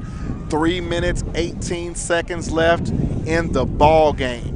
Your Booker T. Washington Hornets are up at home at S.E. Williams Stadium with 22 points against the 6A2, 6th-ranked Choctaw Yellow Jackets with a score of 19. Don't forget, Hornet fans, it's been a back-and-forth game. It's been a game of significant but not back-breaking plays, Kirk. It's been big plays, but not just plays that just, make you go, ooh. There have been more plays missed than made, but it's been a great game. Yeah, definitely been a great game. And obviously, scoreboard reflects that. 3-point game, 3 minutes left. Big fourth down here, stating the obvious, of course. Of the football game next weekend. But still 3 minutes left. Even if you get a stop here, it's not going to be over. But obviously, you want to get that stop here and at least get the ball back in your hands, kind of put the game back in your control. All right, the Yellow Jackets took a timeout. They've got their signals from head coach. Stay disciplined here. You come off a timeout, 4th down play. Whatever creative stuff they got in the playbook, you're probably going to see it here. Head coach Jay Corbin, this is where he earns his money. Here's a snap. Weisel's dropping back, man in the middle of the field. They throw it up. The pass is going to be complete. Choctaw's going to be able to get a first down. The middle of the field has hurt everybody tonight, Kurt. I mean, you know, let's be honest. Complete on 4th it down was number accurate. 25, R.J. Jackson. It wasn't a laser. Pretty, no, but it was effective. But it was accurate. Last time I checked, when you throw it, three Ball's things at the can happen. 37-yard line. So you got to get with no deep help there. That play's been there. Exactly. We've talked about it all night. Clock is stopped. 2 minutes. Now running. 2 minutes, 50 seconds left in the ball game. First down. Yellow Jackets in Hornet territory. Here's another gun into the middle of the field. It's defended, but it's going to be incomplete. Ooh, my Juan Parker goodness. on the coverage there, or is that Jordan Drew? No, Jordan Drew. Fastball's incomplete. That was intended for number 8. Jordan Good Drew. coverage. Now, here's the tough thing. Davis. Choctaw's going in the pass here. They've been pretty much running all game, so we haven't seen a lot out of their passing game. So a little bit tough to kind of get a feel for what they're going to do because it's been so limited. But again, all you can do is do your job. Do your job. Jordan Drew. I give Weasel credit when he has time. When he has time to stand there and survey the field. I mean, he's throwing the guys that are kind of running open, so he can hurt you. Here's an inside give to number 15, who tries to stick his head up in there, but he's held up at the line of scrimmage.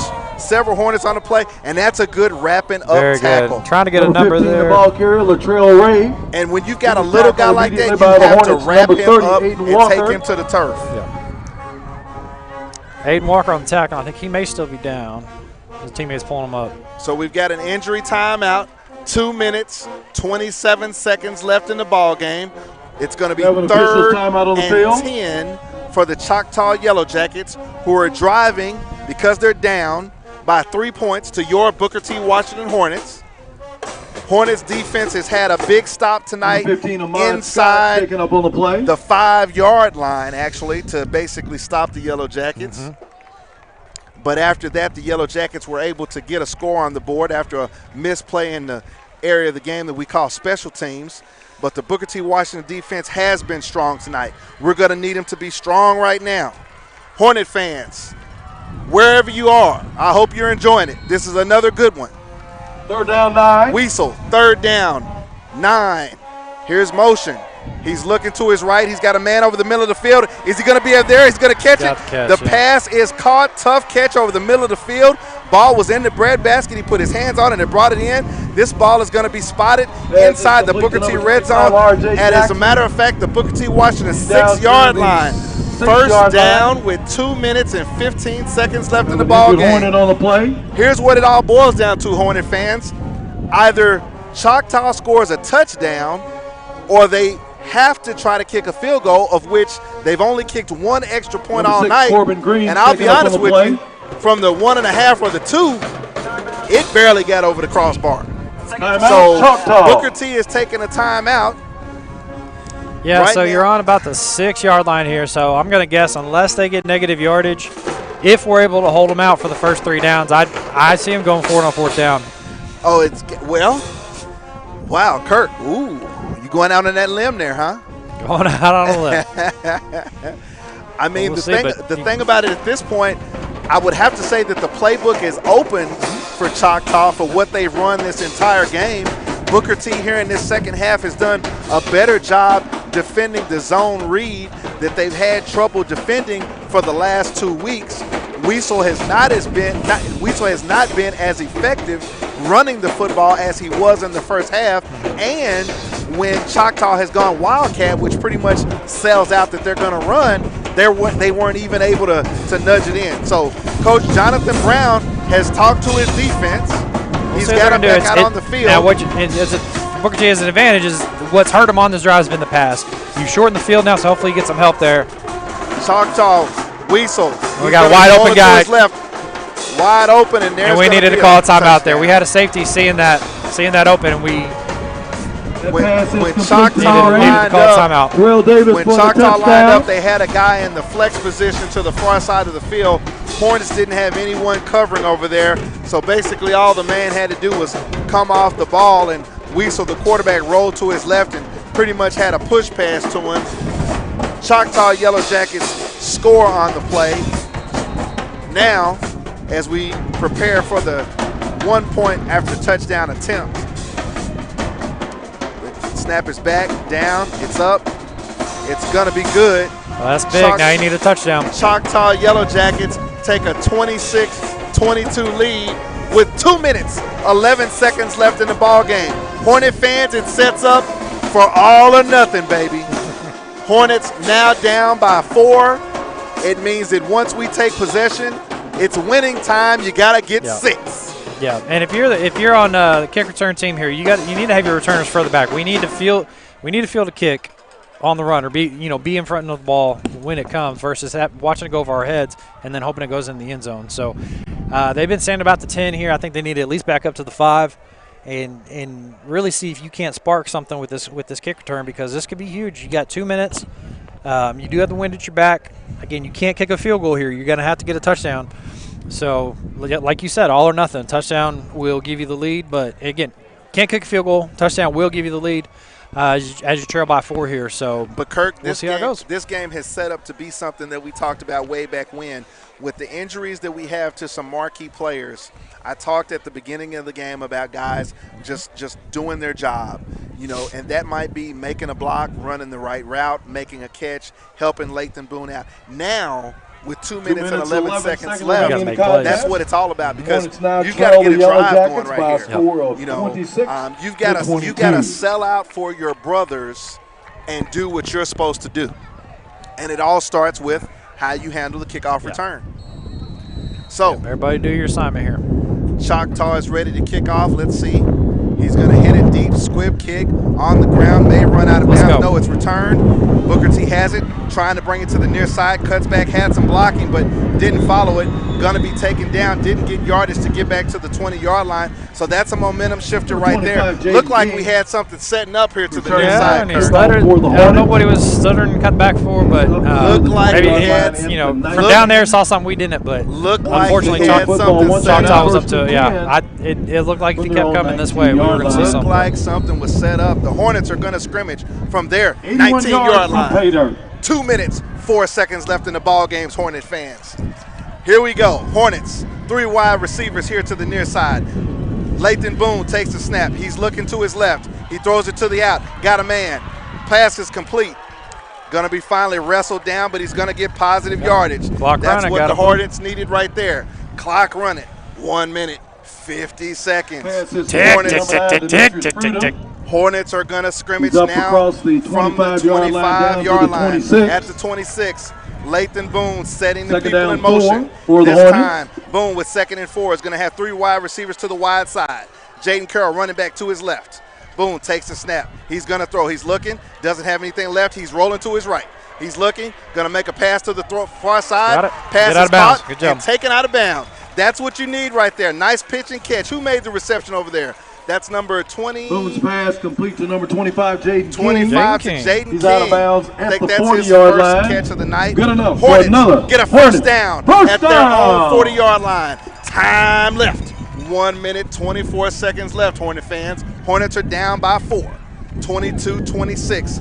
Lathan Boone brings the Hornets to the line of scrimmage. Good test for the sophomore quarterback here. Lathan Boone has 1 man in the flex with two wide receivers to his near side left. He looks to his left. He steps up, has a room to run. We got a He's flag. going to run. He's going to be able to scramble and get close to first down yardage, but it looks like we've got a flag on the play. There's a penalty flag down. The clock is going to be stopped with 1 minute, 18 seconds left in the ball game. From our referee. We're at S.E. Williams Stadium. We've got another good one that's going down to the very end, Hornet fans. We're waiting on the call from the man in the stripes. That does show, though, as you're spreading the field. They know you got to go downfield. You will probably see some room for Lathan to run, and that may help us extend some drives, particularly as you get here in 1st and long. So we've got a holding call on the play. It's a spot foul. The ball's going to be moved all the way back to the Booker T. Washington 26-yard line. Going to bring up first down and lengthy yardage, but that's irrelevant. The Hornets don't get frazzled here. Yeah, you got to go the length of the field either way. So all your playbooks in front of you. Playbooks wide open. I like going it for it that on way. fourth down anyway. Lathan Boone takes a snap with 1:18. Looks to his right. He's going to keep it, going to run. He's taken down, And but the ball's on the ground. He lost it. It's going to be a fumble on the play by Lathan Boone. It looks from the jubilation celebration that the Choctaw Yellow Jackets have made the recovery. There's the official signal from the man in stripes. The Choctaw Yellow Jackets have taken over after the fumble. By the Yellow Jackets.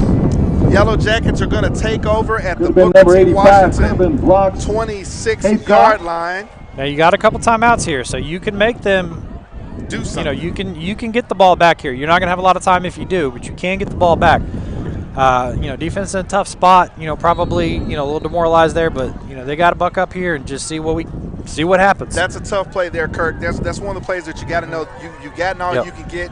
Tuck the ball in and just go down to live another Yep. down. Looks like the Yellow Jackets are getting into victory formation.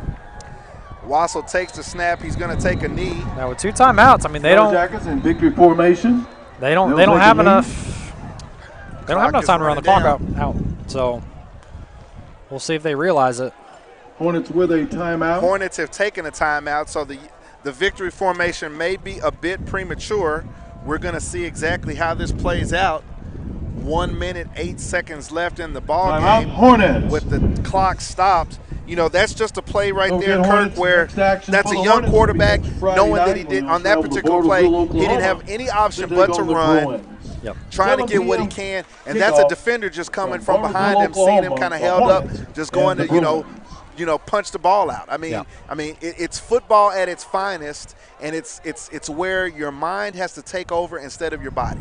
Yeah, Lathan there, he had a good run the play before and got called back as a holding. So I think he's thinking, okay, I've got I found some space, I can do it again. Again, you don't focus on holding that ball. Unfortunately, like I said, it's just a kid trying to make a play, and unfortunately that's going to happen. Unfortunately, Choctaw kid made a play as well, and here we are again. I think they realize now that they. Choctaw once again in victory Once formation. again, another knee. So They're taking a knee. clock's ticking right now. I don't know. We got our timeout called. We're inside. Maybe Coach of a Brown's minute. going to hold it and call it after the next play, I guess. Call it now, call it later. It's going to be the same. But we do have one timeout. If the scoreboard's correct here, we do have one more timeout to use. So they kneel here. They're going to have to do something on fourth down. Clock is inside of a minute. Clock running down to about 40 seconds. Hornets are waiting for the Yellow Jackets to scrimmage. Ball is backed up. Now third down from the Booker T 36-yard line. Weasel takes a knee.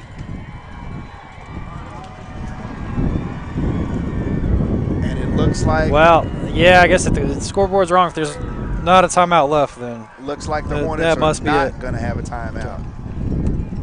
Whoa, I need you to plug that back in. Plug that back in. Wait. I need you to plug that back in.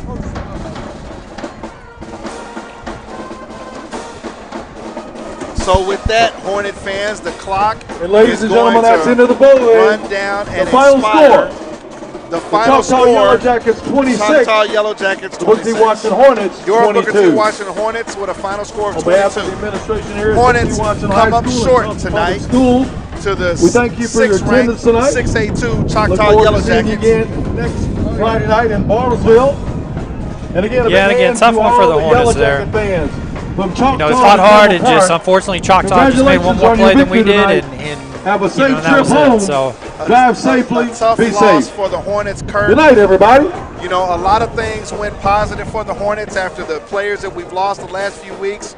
But unfortunately, we weren't able to get over the hump of the miscues that we had, especially in the first half of stopping Choctaw and not being able to get points on the board. Things that we've got to get I need you to plug that in. What have they turned it off downstairs?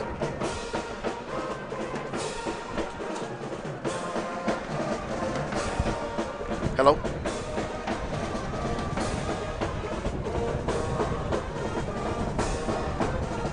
They unplugged us, Thomas. Mic check. Are we on? is it on? I got nothing here. Sorry about that. We You're lost still good? our Okay. feed, but things that are going to have to get cleaned up for next week as the Hornets go on the road to Bartlesville. We'll take a moment right here for Hornet fans as we bring the team here to the sidelines to celebrate with the school hymn.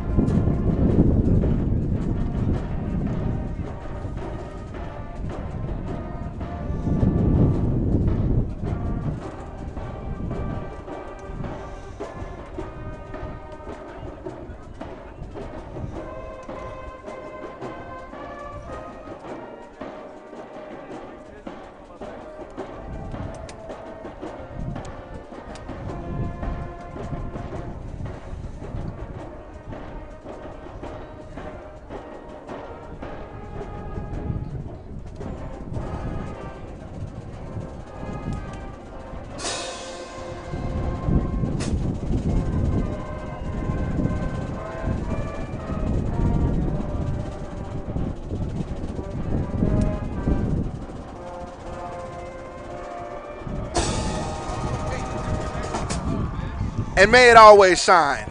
Although we're on the losing end of the stick tonight, Hornet fans, your Booker T. Washington Hornets still maintain the goal of winning the district and winning a gold ball. For tonight, from S.E. Williams Stadium, Booker T. Washington Hornets lose to the Choctaw Yellow Jackets with a final score of 26-22. Kirk, next week, baby. Next week, that's all you can do is move on. Start to focus on Bartlesville. That hymn's not quite as sweet after a loss, but still good to see us keep the tradition and play the hymn there at the end. But yeah, hey, we'll be back. We'll play next week, and just gotta watch the film, see what we can correct, and again, still continue to find our offense, find ourselves as we adjust to having some key players out. So. Again, next man up. That's all we can do. And we'll see everybody next week up north in Bartlesville. For Hornet football, this is Byron Perry with Kirk Jones. We will see you next week in Bartlesville, Oklahoma, Hornet fans. Until then, good night and goodbye.